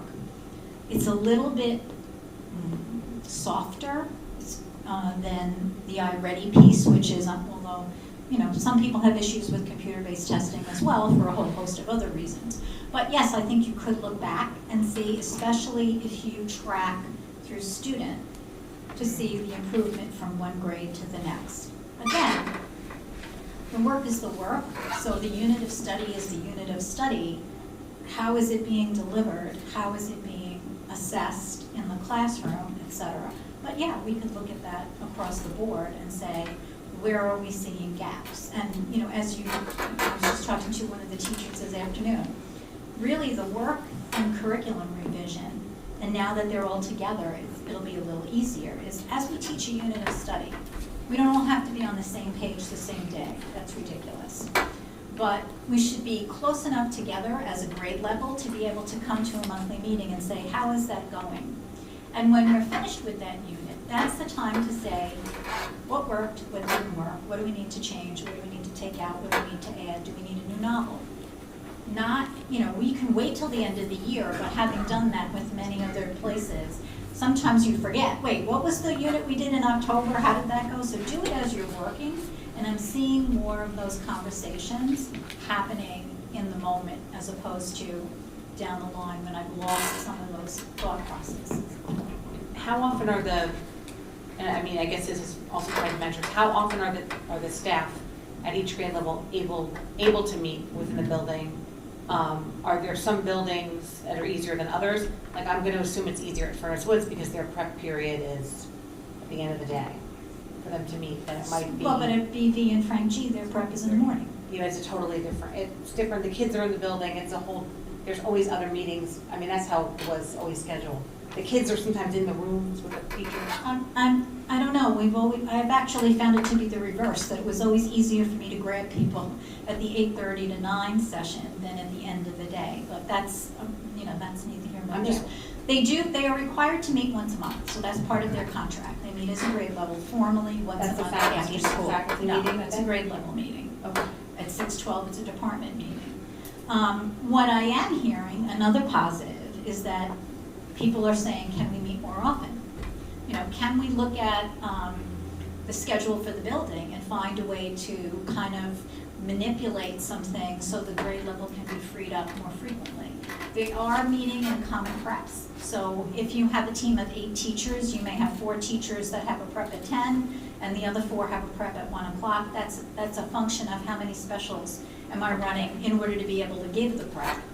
So the prep will meet together, and you know, I know that once a month they have an ELA data meeting on their common prep, and once a month they have a math data meeting. What they do with the remainder of those days sometimes is up to the individual principals and or the individual teachers to say, you know, can we get together at 10 o'clock tomorrow and talk about, you know, the last unit test. But it was interesting to see because I've asked them, they keep a running sheet for me about what they like to stop doing, what they like to tweak a little bit, and what they'd like to start doing. And it's interesting that a lot of the grade levels were, how can we find more time to meet now that we're in the same building? Well, because before, if you only had 3 or 4 teachers on grade level, they were in the same wing, right? It was almost easier for those 4 teachers to meet than it is now that they're all together. I think, I mean, it's gonna be challenging to get 8 of them, plus the ICT teachers, then who's at lunch and who does lunch, who helps at lunch, right? Because Right. there's staff that work the lunch period as well. There are some creative ways to schedule the elementary building to do that, and I think that I find it to be a positive that they're looking at ways to talk to each other more frequently. Yeah.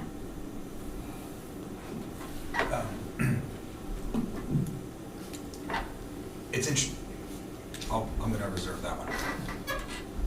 When Erica, going back, asked about measuring success of a program, the response was, we could do that. So we don't do that now. Yeah, we are doing it. So- It's a little bit, sorry, I always forget about this. It's a little trickier with writing in terms of the raw numbers. So they assess a writing piece in the fall at K-5 and in June, the spring benchmark. So we have those numbers and we can look at them. I would prefer almost to look at it by cohort instead of by grade, so I can see the progress and the movement going forward. But do we assess year over year now and say, well, this is where this grade performed and this is where this grade, like this class of 2022 was in 8th grade, they were performing here, in class of 2021, when they were in 8th grade, they were performing at a level that is in some acceptable deviation, plus or minus. Are we actually going through and measuring that and figuring out what we're doing differently and what we should do different to keep finding positive growth in the right direction? Or is that not something we're doing yet? I would say that we haven't done it with enough regularity across all buildings. Do you know that, Joe? That we don't measure that regularly? Oh, We we measure measure- it, we don't share it. So that's what I'm saying. We have the numbers we can go into. I don't want to pick. I Right. want to understand so that Yeah. I'm clear. What does we don't measure it with enough regularity? That doesn't mean we don't We share. don't That share means we it with don't. enough regularity. They measure it, they report the results To we who? have, to their building principal, to me, so it's shared. But it's not, But there does isn't a anyone review conversation it? about why did your class do better than mine? What are you doing that I could be doing? Well, that's not my ask. Okay. My ask is, let's go, do I change it? Class of 2022, how they performed in 8th grade. Mhm. The class of 2021, how they performed in 8th grade. Mhm. Who's measuring the variation in scoring or whatever the rubric or whatever that you're using? Who measures that, and then who is overseeing the interpretation of that data to make certain that we're following our kids on the appropriate academic trajectory so that we are continuously finding positive gains? What I'm hearing is we capture data and it sits, and that seems to me like A, bad practice, but B, a waste of time because we're just capturing data for capturing it if we're not actually analyzing it and utilizing it to make academic adjustments for success for our students. So I think it's really important that we hear these kinds of what we could and should do and start creating plans that say this is what we're going to do and have dates and times and hold people accountable to making sure we do these analyses. So talk about what would a group of teachers do at the end of 5th grade looking at math and ELA data to inform 6th grade folks, to identify programs or services as they go into 6th grade, or to make their own set of adjustments for next year's 5th grade kids? So sending the kids forward is pretty straightforward because the kids' performance goes with them. So I'm going to sit and tell Lisa, here's my 25 kids, here's how they did, here's what you should be looking for. What I also want that teacher to do, and we talked about it earlier this year with the results from the ELA tests and the math tests, is look at the item analysis and look at it holistically based on what you taught. So if we look at our results and we say, oh, our kids didn't do so great with nonfiction, can I go back to the nonfiction work that I do in my grade level and bolster that, improve, change the questioning, use the language of the test in some of the questions that I use. That's how you use the data to tweak your instruction. I'm going to be honest with you and say there's always room for improvement in that. We ask that question many, many times. There's so much data coming at us that you have to sometimes just take a breath and say, which of this is important to us to move forward, and which of it is just a lot of noise in the background. And then use the data. It's written on my board in my office. We have to use the data better than we have been using it to make adjustments to our instruction.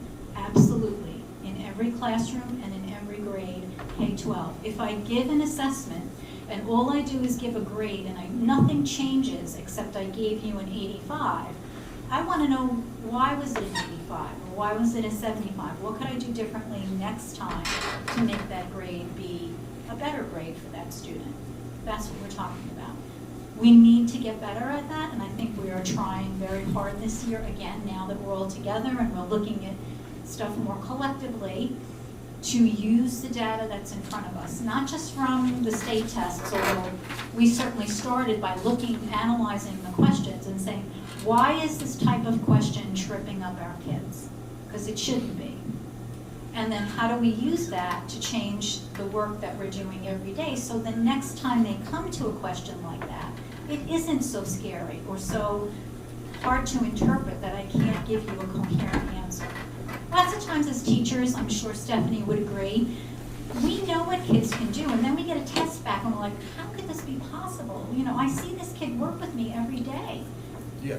So there's that. But I would say, in all fairness, and in all fairness to all my teacher colleagues that are watching this tonight, I'm not knocking you, we all can get better at using the data to improve our own instruction, absolutely. Okay. Yeah, this is a separate curriculum conversation, so I don't want to derail it. So thank you for that explanation. I have some more questions about it with respect to program duration and measuring its success, not teachers' Program grade to grade. evaluation. Yeah, 100%, because it sounds like a long time for Writer's Workshop to be in place if we're not really measuring it. We don't really know what its impact has been. If we're not or using it. Like, what grade was it implemented? How old was Tony when they put it in? So he's a senior now, he was in 5th grade. He So like was this the, I the think he was the 7th or 8th pilot. year? Like, I think it makes sense to know what our kids' performance has been since the introduction and why we would continue using it after all these years if we're not seeing market improvement compared to Sisters. So anyway, but thank you.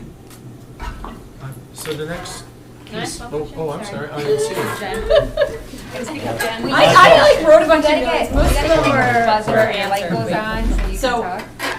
How far, what are we using as so is today, or is this year our baseline, or are we going back to previous years? What are we comparing to? How far back do So you think is appropriate? that's funny you said that, because we had a conversation in our strategic plan meetings today about year zero, right? Like, in strategic plan sense, this is year zero. Last year, we were gathering input, we were figuring out priorities. This year, we've identified our four areas, and we are, we're building the system. So we could consider this year zero because this is, we're in the Princeton plan. What we have, and what Corey said is, well, which of these measures can we go back to check last year while we're continuing to run that data model this year? So to me, that doesn't matter as much, because at the end of the year, and let me finish the sentence and then I'll correct it again. At the end of the year, we'll be able to say, okay, did fifth grade, how was fifth grade performance at the end of this year with some of these measures compared to end of last year?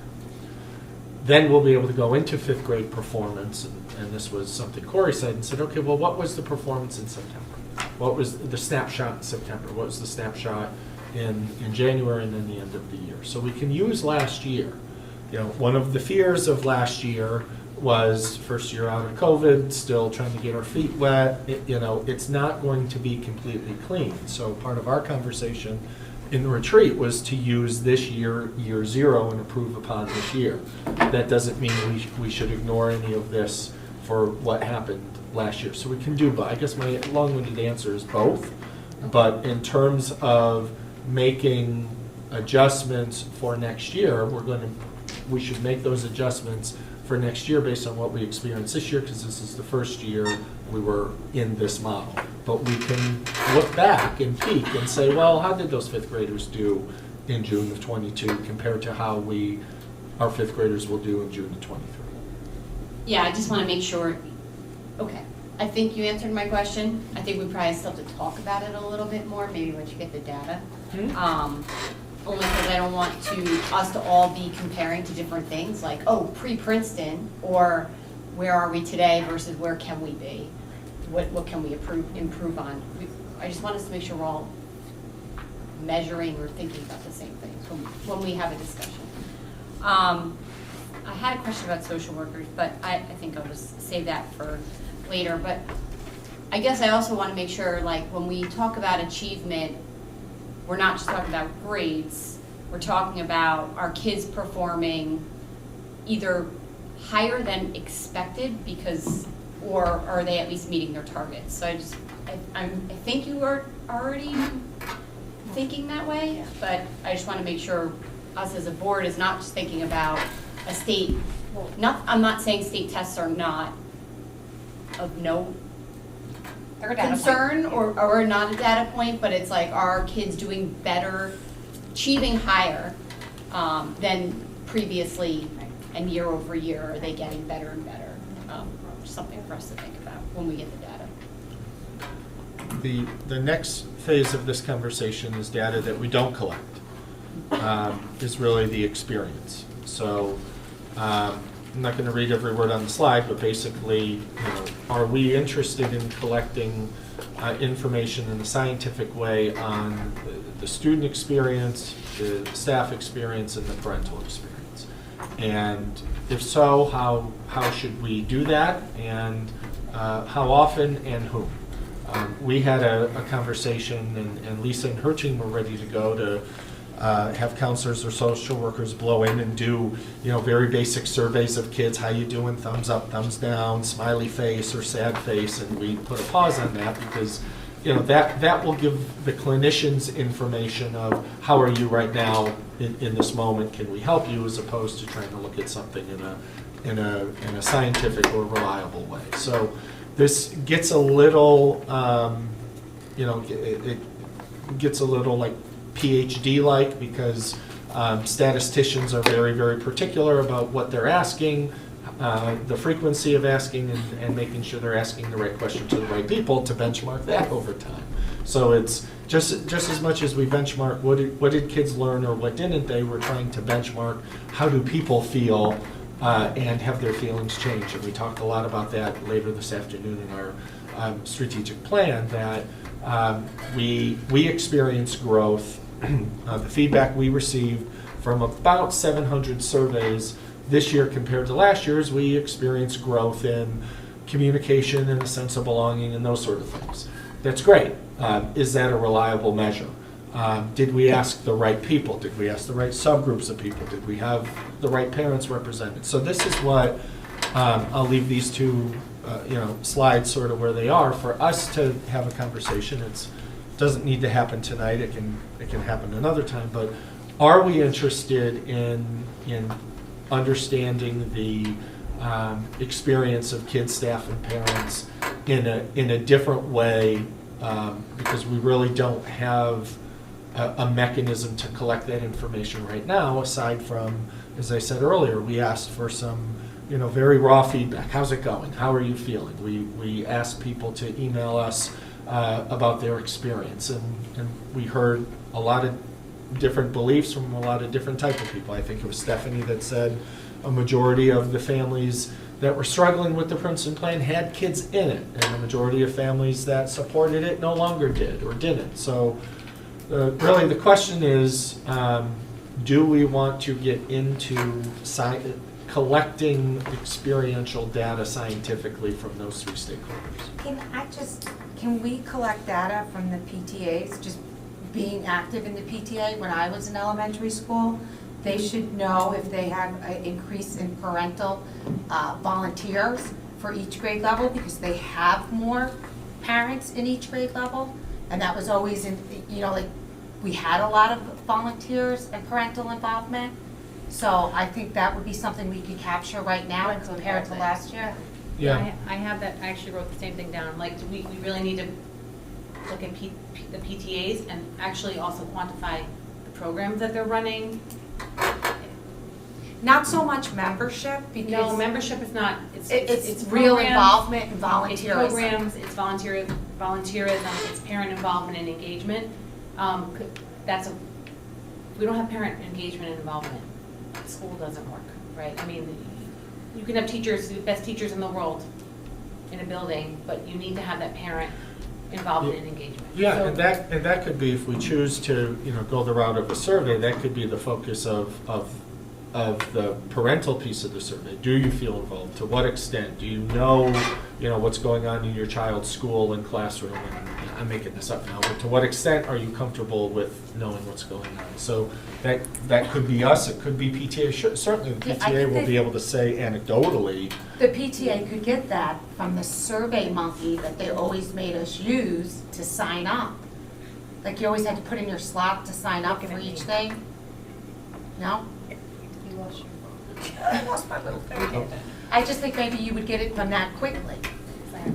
Sign Up Genius, sorry. I mean, yes, we could get information quickly, but do we want information quickly, or do we want good information? Do we want objective information from people who aren't, so far we've reached out as a board. We've had that forum on the 1st, and we had some people show up, but lots of people didn't show up. I want to make sure that anything we do moving forward is thoughtful and objective and inclusive. I feel like there's a large portion of our community that hasn't reached out. So I want to make sure that we are doing this thoughtfully I and think it's professionally. different things though. I Yeah, think she's just saying that we should be measuring parental involvement, not necessarily people giving us feedback. The actual act of being involved as You a guys should parent. sign on to a PTA elementary call. They're Nobody. not attended like they were. It's probably 40 people, 20 of them are usually between the executive committee and invited guests. It's like 20 people that are on just to watch. I do It's think fairly what low you're compared saying. to historic. But I'm just saying how many, so that, yes, we can gather that information, but is that capturing the full picture? I just want to be thoughtful about it. I don't want to run in and ask quick questions without being thoughtful about it. On the other side of that though is, what is that going to cost us? And we have a financial responsibility to make good, sound financial decisions. And if we're hiring an independent company to do this, I think we need to know what that financial commitment would be.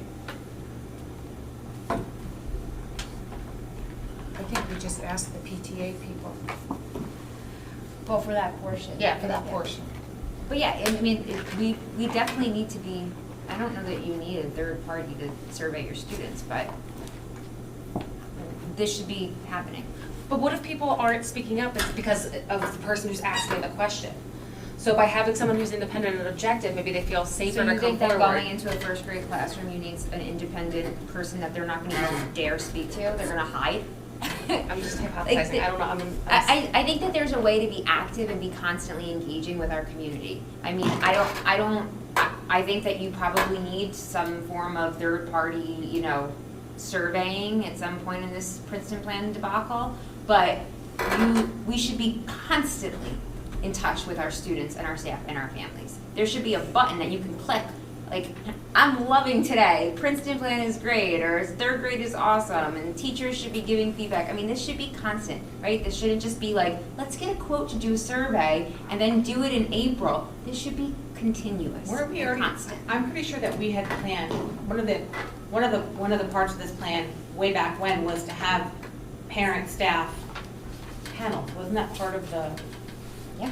And I mean, multi-children families wanted a place to be heard because they probably could have solved a lot of our challenges that lay before us right now. What are we, okay, this is gonna sound like a rhetorical question, but it actually isn't. I'm just gonna preface that. Okay, we know, we did our forum, okay, and we got quite a few people. Maybe not as many as we wanted, or maybe we're feeling that people didn't come forward because they weren't comfortable. What could we have done differently? Like, we probably need to put together some type of parent committee with our staff and I don't know, because this is not what I do. So this is what you guys do, right? Like, I'm not an expert here, but there seems to be something that we missed as a district. And that's kind of why we are here right now, why my head is spinning, where I don't even know where to start. No, you're right. We definitely heard that loud and clear. We missed something huge. So We need to correct, a survey is not gonna fix this. It's not. It's just not. We have a staff, they're very professional. They need to give us suggestions on how we can fix this without a survey. We have enough information. That wasn't the purpose of this. The purpose of this was what quantifiable information do we want from kids, staff, and families to benchmark over time? To ask, to have a stakeholder group and say how to fix it, that's not what this is. This is a metric. This is a metric. This is how do we quantify a qualifiable experience? So here's the problem. So much But time. the original request here was, how do we know if this is successful? Right, this is what Yes. I asked for 2 years ago. How do we define the metrics of success for the Princeton plan? And that's what these are supposed to do. But Corey, what's So crazy wait, about this hold is, But it needs to be objective and it needs to be, so. well, why wasn't this these- given to you 2 years ago? We talked about this in July. I Erica asked. can't answer you. No, that's not to you. Okay. That's a question for the people that are, I part get of it, but this. I also feel like, okay, We can ask that question. But even in July, we asked haven't. for it. We were not gonna get this until the end of the year, was the original conversation, and Erica pushed hard to get this before the year turned, and here we are in January getting it, even though we all agreed in like Which is October to great. have So this how do we before the move on? year ends. So how do But there's we- how do nothing, we this is use what we this measure then? every year. There's nothing new here. We don't measure any of this. But We this don't, isn't. we don't, we this don't. isn't a- This new stuff. This is the new stuff, and it's what you're putting right here, because we're really gonna maybe talk about it later. This stuff on the first couple of pages should have been in all of our hands before this school year started. Corey's been asking for it for 2 years, and frankly, this ship sails really slow, and there's really not a reason for many of these things to be as slow as they are. This should have been in everyone's hands a long time ago, probably when Corey asked for it the first time, 2 years ago. There's nothing new here. I mean, I can't believe that this wasn't given to us the week after, the meeting after we asked for it. So, Because we hadn't started the school year. We had We nothing talked to about it in compare. September and October, what, that could have come to the next week. I mean, this is what we capture every year. There's nothing exciting here. There's nothing about Princeton To plan. be able to compare a previous year versus the current year, we would, had to at least have been through, when's the last benchmark? But we're not measuring it. You're just If you giving did us the the goals. topics. Yeah. What I'm saying is, No, shame measure- on everyone for not having this put in our hands before January measuring 4th, it is- 2023. Measuring it is putting the data in front of you, which we discussed that we can, and that we will. We'll show you data But you're over. giving us on January 4th the data that you'll be able to present. The point is, this information should have been in front of us, it could have been in front of us The way pur- back when Corey asked for it, before The there was a purpose vote. the purpose of this. And now we're was- gonna do surveys. The purpose of this was to go through what we currently, what measures or assessments we have on students and the frequency of them. So we can. To measure the success of the Princeton. So we, oh, yes. But there's nothing here about the Princeton plan. This is how we measure the success of students. Always have. Well, What's this goes new? back to Jen's question. What year, this goes back to Jen's No, it question. doesn't. What- Well, it No, no, does, no, no, no. because is this the year are we No, comparing? Joe, I'm the sorry, but I, future? no. The question would have been, these are the data points we always collect. When do you want to compare them against what years? That's one set of questions. This presentation is sharing with us what I was expecting was some insight from the professionals who were going to share with us what they think we could add to what we're already doing. There's nothing new here. Those are the last two slides. What But you other just said data- you're going to leave those here, so that's not even discussed. We're talking about it. Alexis just said that maybe we have survey fatigue and we shouldn't, hire a third party to do it. Corey said it should be, objective. That's the discussion right here. How do we want to So- capture these experiences in addition to data that we have on kids, so that we can give you a picture that says in the fall of 2022, or by, let's say, October 15th, of 2022, here are our first fall benchmarks. By February, here are our February benchmarks, and in July, here's how students did over the year in these areas. The question is, okay, that tells us students learn. This is about how do people feel about it. Right. Am I crazy? No. So this is the summary of what's happening Am I here. nuts? These metrics are what we're going to be using This is- to evaluate how our students are doing, right? But these are things that we have always collected. Right. So what Jeremy is saying is that this is not Princeton plan, right? This is not changes due to Princeton plan. This is stuff that we collect every year. So for me, I'm sitting here a little bit frustrated, like you, Jeremy, thinking, Lisa, that was awesome. You spoke as, you told us the benefits. I'm thinking, what are we doing that is improving? What is the improvement here? All I'm hearing is, let's just make sure that the kids are surviving, and the grades aren't dropping, and that they're meeting all of these achievements that they always make. I'm looking for, what is Princeton Plan bringing to our community? We're not saving money anymore. So that's why we need Corey this. keeps saying, we need a hard sell, right? I'm Why sitting do here we going, wait for please, that? sell me. Lisa, that's a great point. Our special ed department is benefiting. That's a sell, right? And she's gonna measure it by doing X, Y, and Z.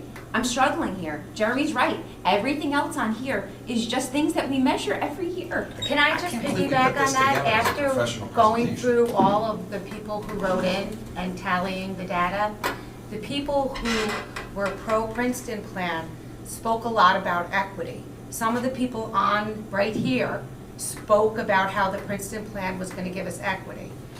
I wanna know how the Princeton plan is gonna close racial achievement gaps and how we're gonna measure that. I don't see that. So nothing in here, and I have loads of notes about how we could improve equity in our schools. I'm looking for some program here, and I don't see it. So that's my problem. I don't think I feel like we missed something, and I'm gonna say that again, because doing this now is, we got 182 parent responses to our strategic plan survey, which impacts every student in this school, from K through 12. We got, 182 responses? How many kids? 2,000, so less than 10%? Yeah, so. Well, not really, because some are But multi-parent. think about this, we got X amount of responses from people for the Princeton plan, right? We got a certain amount of responses. It's sort of similar, right, percentage-wise? We're gonna spend all this time doing all these surveys and all these different things. What is the end game? What's the end result? Because we're not gonna get the participation. We're just not. We have not seen it yet that we get participation in surveys. So that's not the answer. And focus groups, we're never gonna get the demographic we need in these focus groups, ever. We're not gonna get it. Didn't get it on strategic plan, which we just didn't get it. So we just stopped trying? I don't know what the answer is, because I'm not the person I don't know what the answer is. It's not my job to know what the answer is. We missed something here, and now we're in a position where we don't have a way through. These metrics are not solving our problems. The metrics were never to solve a problem. The metrics were to be able to take snapshot, moment in time of student achievement, 3 times a year and at the end of the year. We always did that. And to say, in this year, first year in Princeton plan, were there gains compared to last year? And use the data this year as a baseline for going forward. And the question was asked of Lisa and Margaret, what do we expect to be different this year Yes. and in future years because of how we're organized today compared to how we used to be organized? We can share, let's just say that 90% of all of our measurements improve. That's not going to change some of the comments that we heard from families Statistics, yeah. about, not liking it or wanting something different, so on and so forth. That's not going to include students really like it because I don't know why. Or as Margaret and Lisa had said in anecdotal conversations with staff, they feel more together, they feel more focused, they feel so on and so forth. If we don't want to know that information, fine. This will be strictly a set of data that we show based on how kids are performing at different moments in time. But I think the point is we already do all this. So we can look back. You guys can pull data for us all day about what we've done in the past, how it looked before COVID, how we look now after COVID. I mean, are we really going to ever get true data because we have these kids that have these large learning gaps to begin with? Because we did this right in basically our COVID recovery year. We talked about all of that in the retreat. I feel like we're having our But in the retreat, we said we were gonna come up with the ways to measure. You guys, These are the ways that we have to Why measure. didn't it should have been presented to us over the summer and asked, is there anything you want to see with these? These weren't, it's January 4th, we're just being given the measuring tools now. These have always been our measuring crazy. tools. We had a conversation in the retreat that we didn't want to create additional assessments and over-test kids No. just to see if our system worked. So this is a walkthrough of all of the assessment protocol that we have by child, by grade level, by ELA and math. And what we don't have is we don't have a way of reliably reporting back to you how kids, how staff, and how parents feel. We have anecdotal information. We had anecdotal information from December 1st forum, from emails, I know. from I guess other- I kind of wish we had started this, we hit the ground running with this, like September, where we were getting feedback and surveys. I feel like we missed. In our retreat, this should have been given to Yeah, us and as the then- tools we listen, we use to can't measure. go back. Not a question for board goals for No. us to determine. Listen- The idea was we're gonna have the board develop what they wanna measure. We didn't develop anything. The same tools we've always used So is the point. we're at the point where we can't go back, we lost time. What are we gonna do going We don't forward? have all of our measures, Jeremy. We don't. I can't tell you how kids feel in the Princeton plan, and I don't think our counselors or social workers should be the ones going in there and asking them, because what we have heard from families is that kids do what the adult tells them. My child's not being honest because the teacher is asking a leading question, or of course they're going to say what they think their counselor wants to hear. We heard all of those things. We can give you student achievement data for as many years back and as many years forward. That wasn't the intent of the retreat, and it wasn't the spirit of the conversation we heard a month ago when we heard people volunteer their experience, and it wasn't kids, it was staff through a survey by the union and parents who either sent an email or made it to a meeting.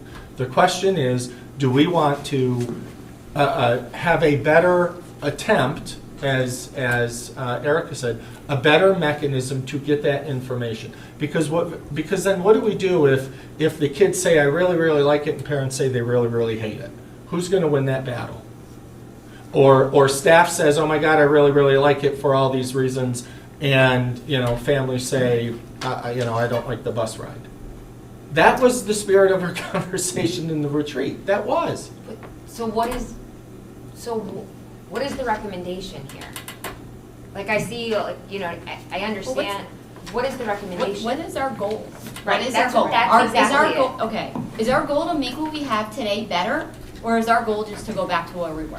What's our goal? Oh, that was not Everyone's where I was sitting here. going. I was I just thinking. want to understand, because if we want to be a So this is not forward-moving working, board, okay? I agree. This is I not agree with working. you. None of These it is matrix, working. these But you know metrics that because are you're only the here same. for one part of the community. You're not hearing Listen, from Well, she's everyone. living. this is one set of metrics, and I agree with you. We've had all this, right? But this is a cultural change. I want to know is from the teachers, and it's going to take time, because we've been at grade banding, what have they been able to add to the classrooms? That's the stuff I want you guys to share with us. And I don't know, it's probably not a metrics. It's probably a presentation.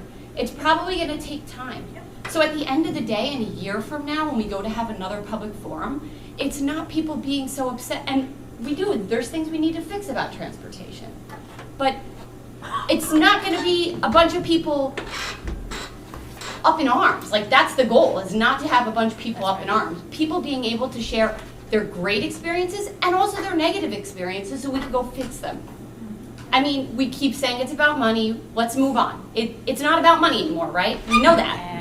But it's costing You know us that, and I don't money. It's costing us money. So at this point, we need to make sure that we have a goal here on where we're headed and how much more money are we gonna spend to fix the problems? Because there is yes, no we've said denying, this. it's not just transportation. There's no denying that, okay? There are many problems that need to be improved. You may not be able to fix everything for everybody all the time, but there are many things that need to be improved. So then let's systematically go through what we want to Correct. study and So improve. these These already metrics know. aren't telling us that. Of course We not. know. The metrics and the So issues let's are use two our different brains things, and and that's our what Joe hearts. is trying to say. The metrics are what needs to be measured today, tomorrow, and every day forever. To As ensure educators. success. So- Absolutely, No, to ensure In success life. forever. Correct. No matter what plan you're in, Yes. these metrics need to be in Yes. place for student success. So- We are combining two conversations here. We're combining the 4 major struggles of our community that we've learned from just being humans in the community, as well as all of the things that we've hosted and asked for and gained insight on. But we're now meshing them. The metrics are important. I agree. They are metrics that we knew long before January 4th.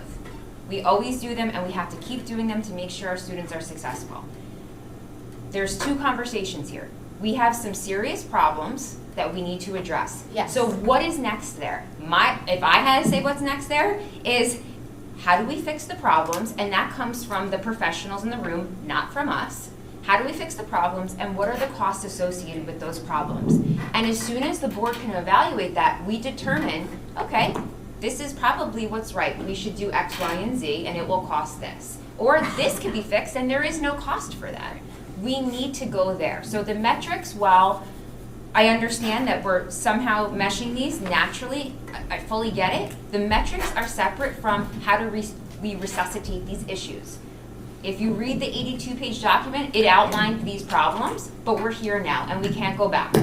So we really need to look at those problems and decide what the board is willing to fix, how they are gonna fix them, and the cost associated.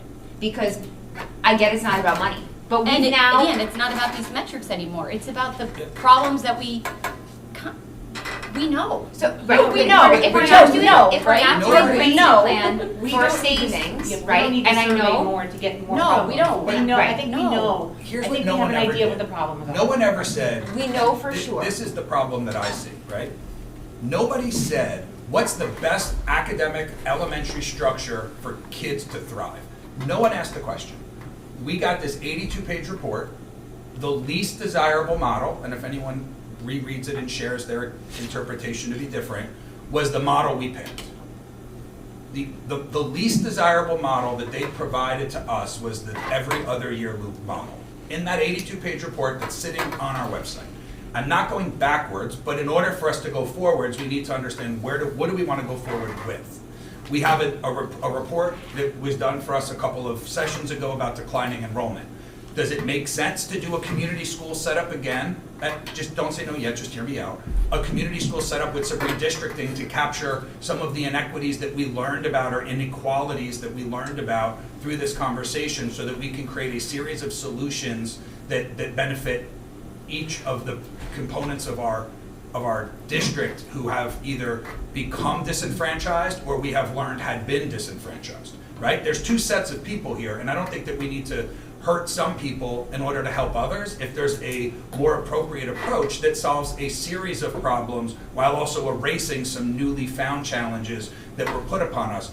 Joe has indicated in the past that we're only here because Indian Point closed. And the only reason that we chose this 3-building model is because we were told that this was the only model that's going to save us money. Every other conversation that people tried to have during the SWOT analysis and everything else was entirely erased. It was suppressed, and you were not even provided the opportunity to discuss what other options made sense. We were promised that $2 million was the only way to achieve $2 million in savings was this particular model. I recognize that we did and I say we because I'm now a member of this existing board and it's a continually running entity that said we don't like the experience that we're going to provide our kids if we go to this 3-building model with this $2 million in savings because it's going to make our class sizes too big. So we gave a give back to have slightly smaller class sizes than we could be allowed legally or through our contracts or whatever, which gave up some of the savings. Then we had to hire a whole bunch of TAs for a whole multitude of different reasons, and we were told that our busing would be net zero. None of these things came to fruition, right? So we're net spending money. So really what I think we should do is, in a perfect world for me, we go back to this community school model with a redistricting that we do very simple, small steps. When you do things too big, you create a lot of problems. In most businesses, you make small, incremental steps to keep moving forward in terms of achievement. We didn't do that. We put a whole bunch of things together, shook it up, and threw it on the table and did a rough sort. That is not a successful approach to any business, typically, and we could find small ways to solve the problems that we have uncovered that existed, again, not to repeat myself, as well as we've created a ton of new problems. We saw a report that housing sales are up, enrollment is down over that time, right? Which indicates that maybe people chose not to come here because this isn't super interesting, of a super attractive elementary structure. So those of us who live in the Tri-Village area, the district only ends for us at Blue Mountain. That's it. That's as far as our kids have to go. There is an awful lot of our district that exists beyond that destination, and those kids are on the bus for a really long time. When the board voted, it was 35-minute maximum bus ride. That's not true. We saw that report that's in our inbox today that says it's going to be an hour, right? And we have parents telling us it's an hour for 5 and 6-year-old kids, right? So for me, we should have community schools we should do some restructuring to make sure that we solve the inequities, and then we should figure out if it makes sense to do two smaller buildings with one bigger building at Frank G. We could then consider a K2 with 3, 4, There's and lots putting of 5 options. to the middle school. But why But don't we go back? Why wouldn't we start from where we are and work? Right, I'm not because disagreeing. every other year loops. Why would you just, Every why other would you year just loops go are- back to where you were? Let's Because work on the people hard are, work to go because generally somewhere. people were happy, and there's nothing. How do you know? Okay, I'm just gonna say this, I'm gonna say the elephant in the room. There's a wedge in this community. Why is there a wedge? Because you sold them Princeton plan based on cost, okay? You did. You said doing this exploration of PP because of financial impact of everyone's taxes. We should not be talking about the benefits of PP. That's a quote from someone on the Board of Ed when you voted on it. So now we're here, and you're saying to everybody, even if it costs us more money and you're not happy, we're just gonna try to fix what was done. You can't do that. It's not gonna heal the wedge. Going back is also I didn't not say, gonna I heal did the not wedge. say that. I But did not that's what- say that. That's what I'm saying, and I'm not We shouldn't disagreeing, be there's here, though. not a better option, I'm just saying, let's not go back to go forward, let's do the hard work and go forward. The only way to move forward, if we've learned nothing through the strategic plan process and the failures that we've gotten to this point with, is we didn't engage our community well. And so it took us, how long? 3 years of planning and board votes and discussions, and it wasn't the best plan. But have I learned anything? Yes, I have. And I don't think we can quickly change anything. I don't think we need to flip a switch on anything. I think Jen's right. We need to articulate what are some immediate problems, what are the price tags to fix it, and then we need to engage our community different. Erica, I hear you that we're not doing it well, but I'm not ready to give up on that part of our community that hasn't shown up and spoken out. I think we need to try different consultants. We need to reach the people who aren't speaking out to get their experiences and their feedback, because I agree with John, we can't go back. How would you get there? Well, unlike most of the people on the board, I'm living this, right, today. I live it, 2 kids, 2 schools. I There's lived it, people who 3 have kids, all 3 school, all 3 of my kids, we lived it. Just because you live it now, I lived it before, Jeremy. We all, anyone student has lived it, has lived it. You haven't lived, He's just talking about Princeton. Jen, with the Princeton plans this year, I'm sharing that I'm living, having We all had an elementary age experience. students. We all had an experience. Yes, and there's challenges that need to be resolved that had not been brought to my attention until this conversation started. But we didn't pick the structure to solve the problems you've raised. The structure was picked to solve financial problems. My point is, if we can do better, let's do better. I mean, the reality is, I will tell you, I beg my wife regularly to pull my kids to go to private school if this doesn't change. I do not want for 1 minute to put my kids in this every other year model that exists. I encourage her to let me pull them and go to private school. Frankly, I don't know if I'm gonna win the argument, but it's hard, right? She's super PTA involved. It's exhausting to be in multiple places. She wants to volunteer for picture day. She had to pick which kids she got to go do pictures with, right? That stinks when you have elementary kids. It's different when your kids are a little older, they start to be more independent.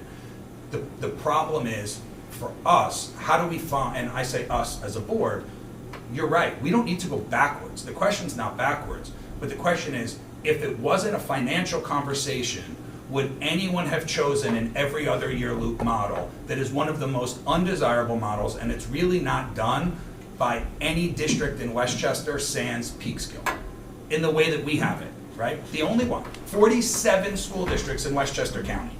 If this was the best approach to elementary education, why wouldn't they model this in districts that don't have financial challenges? So we accepted that as our explanation, that this was our way out of a financial hole. We were misled by some series of consultants. I'm not indicating that anyone in our administration did anything wrong. They interpreted the data that was provided them by other professionals, and they were led to believe that this would create savings, and it didn't. But no one said, pick this model because it's the best experience for families. It's not the one that's gonna make our housing values the highest. This is the only one that's gonna stop us from taxing people out of their homes, was a quote that we heard. That didn't happen, so why do we wanna keep trying to put a Band-Aid on a gunshot wound? we shouldn't be in this experience But you're worried in the about first place. transitions, but yet you wanna flip it back within a year, that's causing another transition Well, for there's your never kids. gonna be an end to transitions. Do you want to know why? Both of my kids transition next Jen, year, I- as does I have- 50% of all elementary. I have to be honest with you, Jen, I agree with you, it can't go back. But we now have the ability to pick the best educational model for these kids. But I that don't know what it doesn't is. mean I'm not, I agree with you, Steph, but I don't think we could just go back to 3 community schools to transition I don't back know 2 if years that's it. later. I just think we need to be really, we need to Slow down and slow down. But I can It's tell very you as easy somebody when it's not on your this baby. board that's talking about taxpayers' dollars, I am never, ever voting for anything that's gonna throw money to fix this. Because it isn't the best educational model. So I am not wasting other people's money to try to keep fixing something that, I refuse to do that. We are here, and I said we're supposed to worry about people's taxes, and we're supposed to spend their money. If I'm spending other people's money, it's for education, and it's to better students and to have better achievement. That's what I'm for. So I don't know what it is, but we do have an opportunity. Like, if you had the opportunity, and if it wasn't cost, to go through that study again and pick the best educational model that would be for the kids, I think maybe it would have been different. I don't know if it's neighborhood schools. I just think that that's where we should be coming at it and not just taking people's money to fix something. Yes, but it's also not gonna be a quick, it's gotta be a process, we have to evaluate, we can't just pull the plug and make quick changes. Yes, and that's because your kid, and I could sit back and say that too, because my kid's not in elementary school right now. But if I had a kid in elementary school, hearing you say that would infuriate me, because I'm living it. So I can say that, because it really doesn't impact me. So- But if you tried to do something at the middle school or the high school, I'd be like, ooh, that's my kid. Well, look what happened when we did block scheduling. It lasted a month because people hated it, and everyone quickly reverted back because it was not successful. And nobody made people just deal with it so we could work it out. They said, this stinks, fix it, and they went back and got rid of it, quick. It's easier when you're not living it. Now, when I said I'm living this, I meant this. And Jen, I'm with you, right? We learned there's problems. So how do we fix those problems? But we created a lot of new ones. And I don't know that you need to create new problems to solve old ones. There may be a gentler approach. Almost every person who lives in the house they live in lives there knowing where their kids were going to go to elementary school. There's a very minute number of humans who bought a home that are not in where the kids going to a school that they thought they would go to, right? So if you go back, everyone gets what they already knew they were expecting, but I'm not saying go back like it was. I'm saying let's look at it, let's have our administrators do the hard work to find what's the best approach we can do, and then make incremental changes, because we did this because we thought we were going to be broke, and it thankfully isn't the case, right? 3% annual increases for the next decade is a fairly impressive financial forecast for a district that was looking at 14% year-over-year increases for 5 years in a row, right? And that's, a lot to do with Joe raising money through his lobbying efforts, Enrique's budget management skills, all of these things came together. So I know everything I need to know to decide what I would vote for today. I don't want to subject families to doing this again. How we got here to this conversation was, and I'll use, I guess what Stephanie said, best educational model. Who's determining that? Because if we're gonna ask teachers and kids about their experience this year, they may tell us something that is different than what the parents are gonna tell us. And that's part of the wedge, I guess I'll say, in the community as well. We've heard from families who have said, my child is having this experience, and we would have, any number of teachers, parents, or social workers or counselors check in with the child, or do some observations, and they weren't seeing the same thing. So even within families, almost, this has become a wedge in terms of parental experience versus student or staff experience. that, I'm coming full circle to what got us back here, is to say, what information do we want to know from them to determine what's the best educational model? To improve this one, to give it time, as I've heard Jen and Ally say, or not ask anyone any questions and go on the information we have and do something different? I think we need to start with what we have before we go into April trying to hire and fix. We have to look at what we have currently and not drag our feet anymore to attempt to fix some of the problems we are aware of before we go and ask for more problems. We have to ask the community what's working. We need to get more feedback from them. But that doesn't mean we should not wait. I'm not saying wait either on some, that's what I'm saying, like what are our immediate problems and charging our administration with. We have not said that once yet. That hasn't been agreed to once yet. No, I feel like I suggested it though. I think I misinterpreted. No, you did. I think I may have misinterpreted it, because I thought you were saying we need to wait for this. No. there are I don't want I'm saying long-term changes. I don't want to make a hasty change just to make more changes down the road. For a long-term, Yeah, no, okay, I got but that. I feel like, yes, there are immediate, we've heard from parents and the community members, there are immediate problems. Yes. What are possible solutions and what is the cost? Like Alexis said, some of them are gonna be zero cost. If we change how we email parents, that's a zero cost. Right. If we need to put more buses or drivers on the street, that's gonna come with a considerable cost.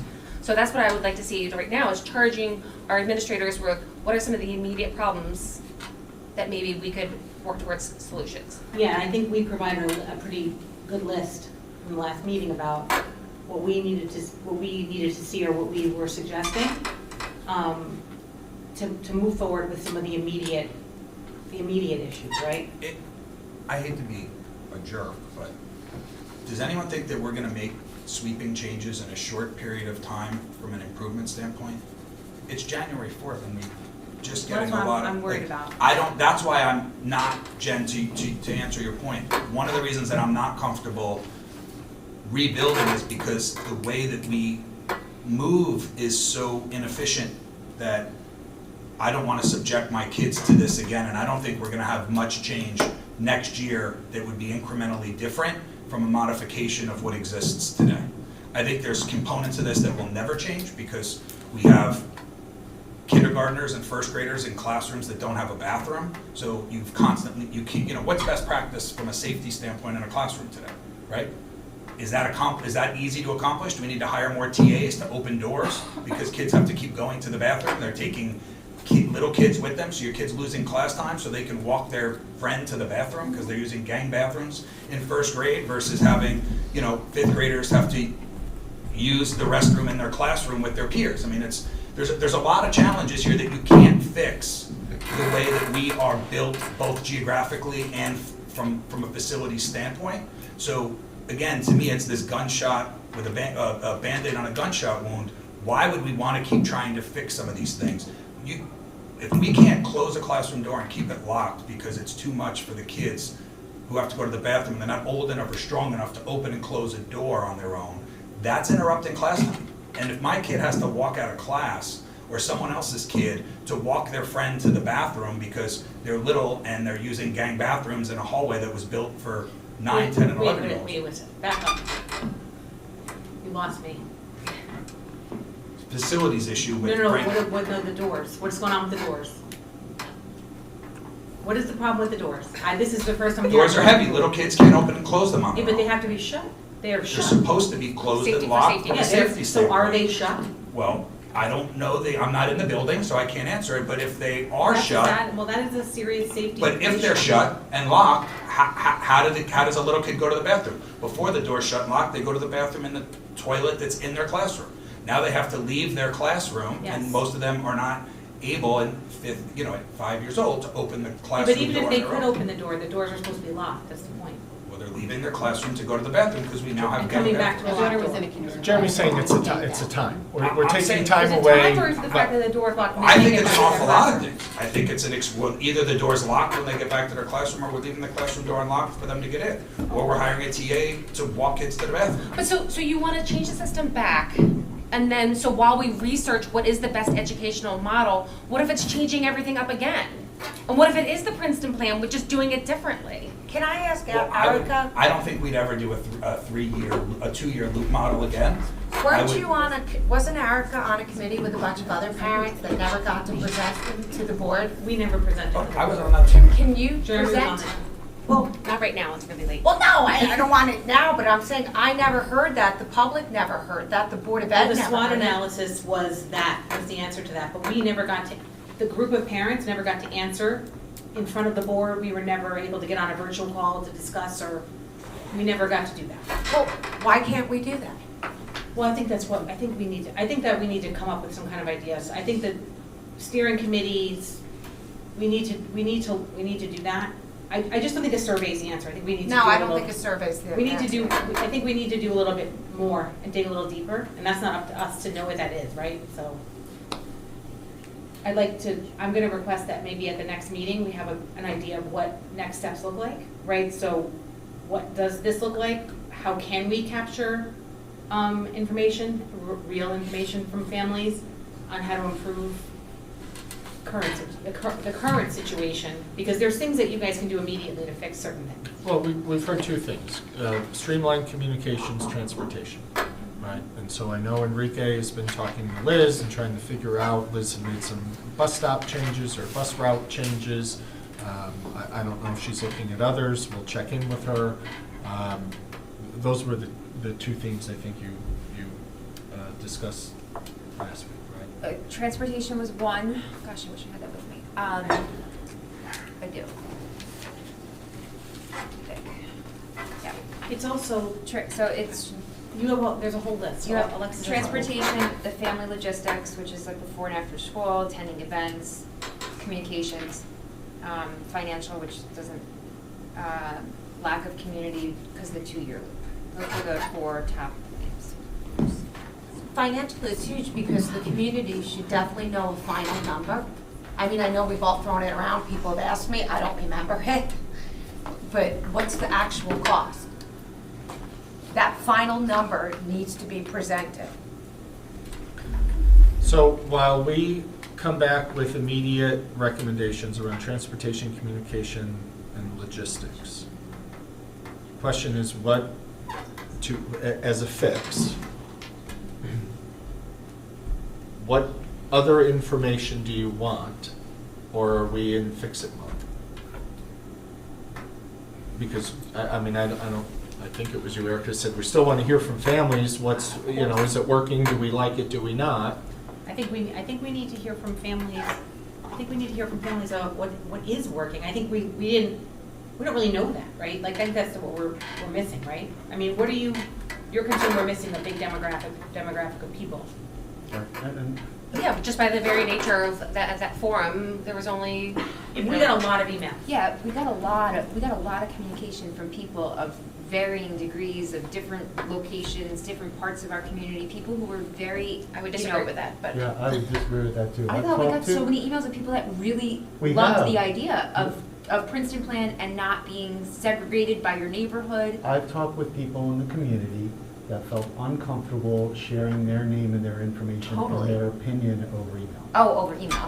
Over email or in this forum because they feel, to your point, Stephanie, there's a big wedge in the community and a lot of them feel intimidated. So what? I think that's on So both so sides hold of the on. aisle. Yes, What it is? That's on both sides of the aisle. But what I is don't the think that's recommendation? one- How do you reach those people? With a third party? I don't know the answer Right. to that. I can tell you that we have not reached everybody. I can't tell you if there's a silver bullet. I don't think that on anyone how here to thinks reach we've them reached all. everybody. No, I think we're all in agreement. But I think that's our problem with every. Yeah, it's Right. with I everybody. think And to that's a Joe's problem in comment- public schools. And just to Joe's comment before, my understanding is we're already in fix-it mode. We better be in fix-it mode, right? It's not that we're going into fix-it mode, we've been in fix-it mode. And the question is how much have we fixed and how much do we still need to fix? So we shouldn't be out of fix-it mode at any point until we know what the path forward is. It because- also has to be quantifiable in numbers, right? Well, that's part of the metrics. Like, we know that transportation is an issue. There are logistics issues for parents. One of the things that no one's floated is, what if we change start times of the schools? Would that alleviate some of the parents' logistics issues? Maybe that's one option. Start the high school later. because some kids are saying, well, I can't get my kids on the bus because I have to be at work it's too late, or, you know, or it's too early for me and I need them to start later, the younger ones, because you know, we haven't looked at different ways of addressing the immediate issues so that we can at least get the quality of life back for the parents and for the students, because the transportation is just not working. I mean, it's better from what it sounds like. I don't hear as much noise around. I don't know what I'm not saying it's changed. great, I'm saying it's What did we better than it change? was. She changed from middle school bus routes. No, I'm talking about elementary. What did People we- just voice their concerns, so they're not still bitching because we're I don't know what waiting we've for us to changed, make a honestly. decision. I don't know what Is- we've changed. Well, Nothing. I don't know, have we not gotten better at the transportation? My son's bus takes It 35 was minutes to December. get a half a mile. Okay, He doesn't so- ride it. So, when I had my kids in school, they would ride over a half hour to take the bus, and I had 3 different kids in 3 different schools for a number of years. It was tough, we had to manage. I could walk there faster. I- It doesn't make sense. I get it, and When we you look used at to these drive our surveys, kids. you're talking Three about kids a in 3 50 schools is high school and middle school that are independent. We're talking about little kids who don't take care of themselves yet being in different schools. It's I've had kids in the district since Yeah, then. but I'm saying, but they weren't you weren't in 3 elementary schools, so it's not the same thing, in fairness, right? 3 kids, having a senior in high school and a 5th grader is not the same They're thing independent. as having a kindergartner and a 2nd grader in two different buildings, right? Or having your, not being able to do after-school academy at Furnace Woods because pickup's the same time as your bus drop-off from Frank Jake. No, I'm just saying, it's not the same as your high school kid who is able to take care of themselves as a young adult. It's a huge difference. Right, so every family's different, and every family has different, they might have 1 kid, they might have multiple kids, they might be close in years, they might be different in years. We can't accommodate everybody. That's why redistricting doesn't work, because that's a temporary fix, right? That's gonna be a very temporary fix, that as you start to get, you know, people moving through the community, that will change. The demographic will change of where the families are and where the kids sit. So redistricting doesn't answer anything. That's one of the things that I think we should take off the table, because it doesn't make a lot of sense. Right, going forward. Yeah, I don't know if we should even get into solving anything right now. I think maybe next meeting we can come back together with steps on how to improve, number 1, transportation, or after school, before school, whatever, right? Like, we could sit here and problem solve forever, but to be honest with you, I don't think me or you can solve these problems. So, yeah. Right, I but hear what you're saying. My point is, we should be in fix-it mode, right? Yes, we should Regardless. definitely. We're in the second quarter, Regardless. we've got a lot of school year ahead of us. We Yes. should be in fix-it mode. I'm hoping that things are getting better. I haven't seen as much noise in the emails, which says to me either things are getting better or parents are just giving up on communicating with us. Well, I think I don't know what. No, I don't I think think it's that we either. asked for the information, I think we I think asked, we they- petitioned them for feedback. Mhm. So now we have the feedback, And now they're and waiting. now they're waiting for us to do something with that. Okay. So that's why I So- think it's quieted down. We got an email today. in So fact. my question would be, can we get a presentation in the next meeting of what we've done to try to improve things? And what we plan to do to try to improve things. Does that make sense? Yeah? Okay. I just want to give 2 comments. Comment number 1 is, we met with regarding transportation. Liz, Anthony and I met with several drivers. We sent information to Alexis. And probably she would share it. No, or I did. already- Yeah. If anyone read what the driver said, that's going to be a long-term problem. A problem that we will never be able to fix. That's my first comment. So transportation, we might be able to fix how many minutes the kids are, but not the key problem. That you don't have older and younger kids, that the younger kids look up to the elders and the elders keep the peace. That's gone. The second one is just at a very macro level. England made a decision, had a new prime minister that was going to change everything. The market did not agree. Within 2 weeks, she was gone, and they went back to the way it was with changes.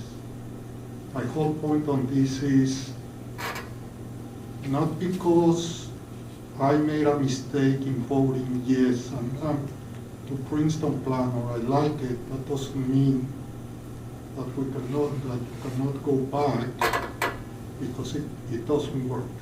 In that particular case, the market said, we don't like what you did. The market here is a community. And the little feedback that I get from when I go to talk to Hispanic people that feel comfortable talking to me because I speak Spanish, they like the way it was because they all feel comfortable having their kids together. When you go to another country, and your daughter is in Portugal or was in Portugal, I can bet you any amount, because it happened the same to my son, that most of her friends are Americans. My son goes to Portugal and comes up with a girlfriend from Greenwich. Yeah, that's actually not what happened. That's okay. She might have met 1 or 2 Americans, it was all Europeans. But that's how it is. I mean, Yeah. I would say that I've been here 30 years, but for my first 10 years, all my friends were, most of my friends were Spanish speaking. Well, you need to branch out more, Enrique. That's what I'm saying, in my first 10 years, I branched out. You're my friend. There you go. You see? Although I have a Hispanic background. That's Yeah, okay. but you don't speak Spanish. Yes, I do. What did he say? Okay, then, that's it. You Enrique, see why we get along because of that. That's all right. No, but I'm serious, you know, when you go to a country where people speak a different language with everything, you try to stay with the ones that you feel more comfortable, and language is the most important part. Yep. I just want to agree with you, Enrique. I think that your ENL kids would feel more comfortable. I'm just. But we don't know. We don't. That's, I'm going back to this. We better don't. than you. No, I'm saying to Stephanie in terms of, We're making assumptions without objective that they are information. not- Yeah, and I'm to making clarify- it as an educator and having kids in my class that feel more comfortable when the class has a majority of the same type of student in it. So But so that's human I nature, totally, Stephanie. I agree. I mean, it's human nature as you feel more comfortable with your Yeah. cohort. That's all. A little bit different when there's a language I barrier will leave the though. next presentation for the next. But that's part of your cohort. You wanna Whatever you see? want. there's no actionable items, so it's an overview, Okay, so it's not an action, right? There's no. as vote, long there's as the no- next, if we do it on the 18th, right? I'll do 2. Yeah, 'cause I was going to do, it was going to be athletics, Tommy Baker is having a problem, so he's not coming. So it's going to be Lisa You and I. and me.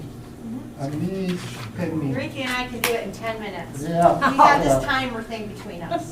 So everyone, is everybody okay with that? Putting this on the Yes, 18th? please. Yeah, there's no voting on this. There's No, no no, vote on no, this. no, it's Right, nothing Information. actually, the only. I feel it's disrespectful to Enrique since he's. I No, know. it's okay. It was his Or we idea have though. this thing It where we wasn't time like- each other. We have a. we have Enrique, time. would Okay. anything change, I mean, any new data from this? So what I'm trying to say to the public is this presentation will essentially be the same. Anything that would change would be any Yeah, revenue exactly. information. If anything changes here, it will be a couple of slides and I'll update them. Yeah. So Okay. we're still in a range mode, so I think it's fine. Okay, so then we'll push that over onto the 18th. The only thing is, when Carmen pick them up, because we use them again, Yeah, we'll save them. or save them. We can save them. I can So We'll we save have it, give them to- back to Sure. Carmen. I'll save it to and bring it go for through you. steps. Okay. You That's great. Let me bring your stuff. I'm kidding, Yeah, we're gonna come have figure it out. have Shredding a what we chocolate, shred. because it was a long night. when wanna just we give it back to Carmen? started Yeah, we can do that. around. Is that okay? Here, hand it to me, I'll take it. Lisa's like, hurry. Teacher mode, she's in teacher mode right I'm now. exhausted. Here, here, over here, somewhere. Please, oh, you got that. Okay, Thanks for the so chocolate. do, anyone chocolate? Do we have anybody signed up for audience comments on agenda items? Come on up. We're actually gonna flip the order, we're gonna shake it up right now, so I'm gonna go first. Oh, wow, with permission, right? Trooper. Thank you. We have 2 minutes and 59 seconds. Listen, I'm just I will kidding. keep it brief. For your sakes, I have 2 kids at Lumet Middle School. I'm just going to piggyback off of the very long conversations about how to engage your community. Perhaps start with the basics. Fix transportation. I know that some changes have happened in the last 2 days. It's January 4th. I raised this issue first on September 21st. So I'm again going to ask, can Liz come to the next meeting, or I know this agenda is packed, and tell us what changes have been made. Great that you guys have that data. I'm getting 1,000 questions from parents. What bus changes have been made? I'm also getting community feedback that the bus changes, the route changes were met with confusion and little to no communication to students aside from announcements made during the school hours, I guess over the PA system, which are apparently hard to hear. Many students who had changes made to their buses that they were taking home did not know and got on the wrong bus. This is basic. I misunderstood, I guess, that parents who were impacted or families impacted would get an email letting people know that, okay, your kid is getting off at this time, or getting on this bus in the morning and this bus in the afternoon. I don't know if that happened, but can we just get a little insight? Because if you put that out there and put the effort towards fixing this basic, there's a whole lot of bigger issues. But that is going to start to engage your community. I know the team is working on it, but communication needs to happen here. People are confused. And a kid getting off of a bus 30 minutes after the time she was scheduled without parents knowing that, not ideal. Kind of takes away from the whole, fact of trying to improve things. Not a great experience for the child or the family, waiting for that kid to get off the bus. Thank you. Thank you. No problem.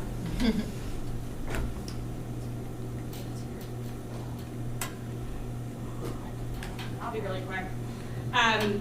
So I wasn't going to speak tonight, but I really wanted to touch on the response that I got from the middle school teachers this morning during that strategic planning meeting this morning. This is my first time sitting in on a meeting. It was actually really great. The middle school teachers are really excited about the kids coming up through Princeton. They're foreseeing the transition to middle school, which is hard to begin with, actually going much smoother. So, that was some positive feedback. I also saw the same light that you mentioned. It was different, wasn't it? The entire staff, everybody, elementary, middle school, high school, in that room, they just had a different air to them, and I'm hoping that, I'm going to transition into morale, right? So hoping that starts to trickle down, because morale in the district, and it was during even just the Princeton plan conversations. There's a huge, there's a river. It's not a wedge, it's not a stream, there's a river. We are a community divided. Not a single Spanish translated survey was submitted. That's alarming, considering our Hispanic population makes up a good percentage of our school district. Yeah.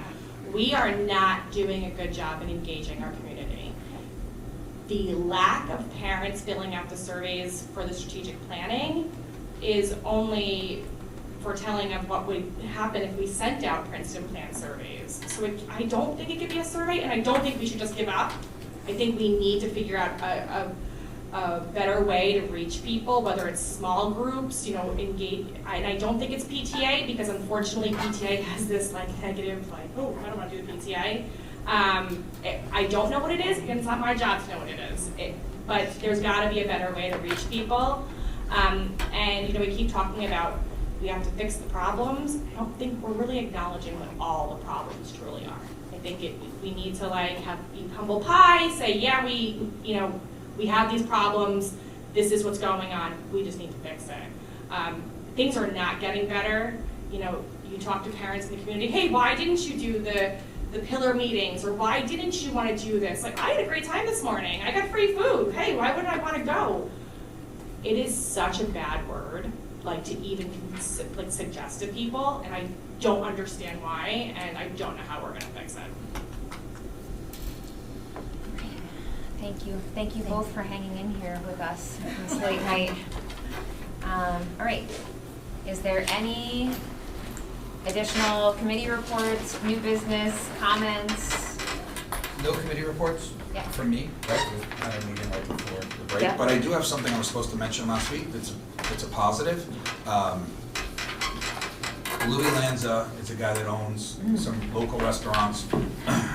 It's the Hudson Hospitality Group. He owns Fin and Brew, which is above Spins and Spins, Rocco's, the Taco Dive Bar. So he's doing a program through Westchester Community College that's finally been opened up for our kids. So it was a program he started in Peekskill. I forget the head count, 10 or 15 kids. And there was an opportunity to bring some of those open positions to us. So Christina Fiel and Deb Cardenas in the high school are working to fill up to 4 slots that were allotted for us as an extension to what had been provided to Peekskill previously, which is really exciting. It's a culinary arts program through Westchester Community College. It's supported through Louis' Family Foundation. I think it's oh God, that's terrible, I don't remember, but the Lanza Family Foundation. And that is going to create an additional opportunity for the kids that are in the program. And it's for kids who want to do culinary arts. This is for kids who think there's an opportunity to become chefs and sous chefs and all these things.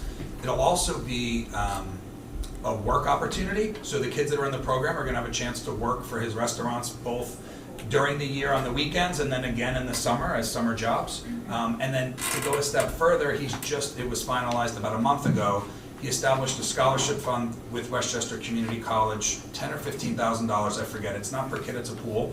But any kid who's in this program, or student or child that's in this program, is going to have the opportunity that if they decide to apply to Westchester Community College for a culinary arts program, they'll have access to the scholarship pool as well to help offset or defray some of the cost of their education in the program. So I was excited that we had a chance. It was, again, a program that he set up for Peekskill, and he was kind enough to open the door and work with us and provide the opportunity for our kids. So I wanted to share that. I thought it was a really nice positive. Yeah. Very nice. Thank you. Good round. Anybody else? Anything? No? Going once, going twice? Can I have a motion to close the meeting? Can I have a second? All in favor? All right, have a good night.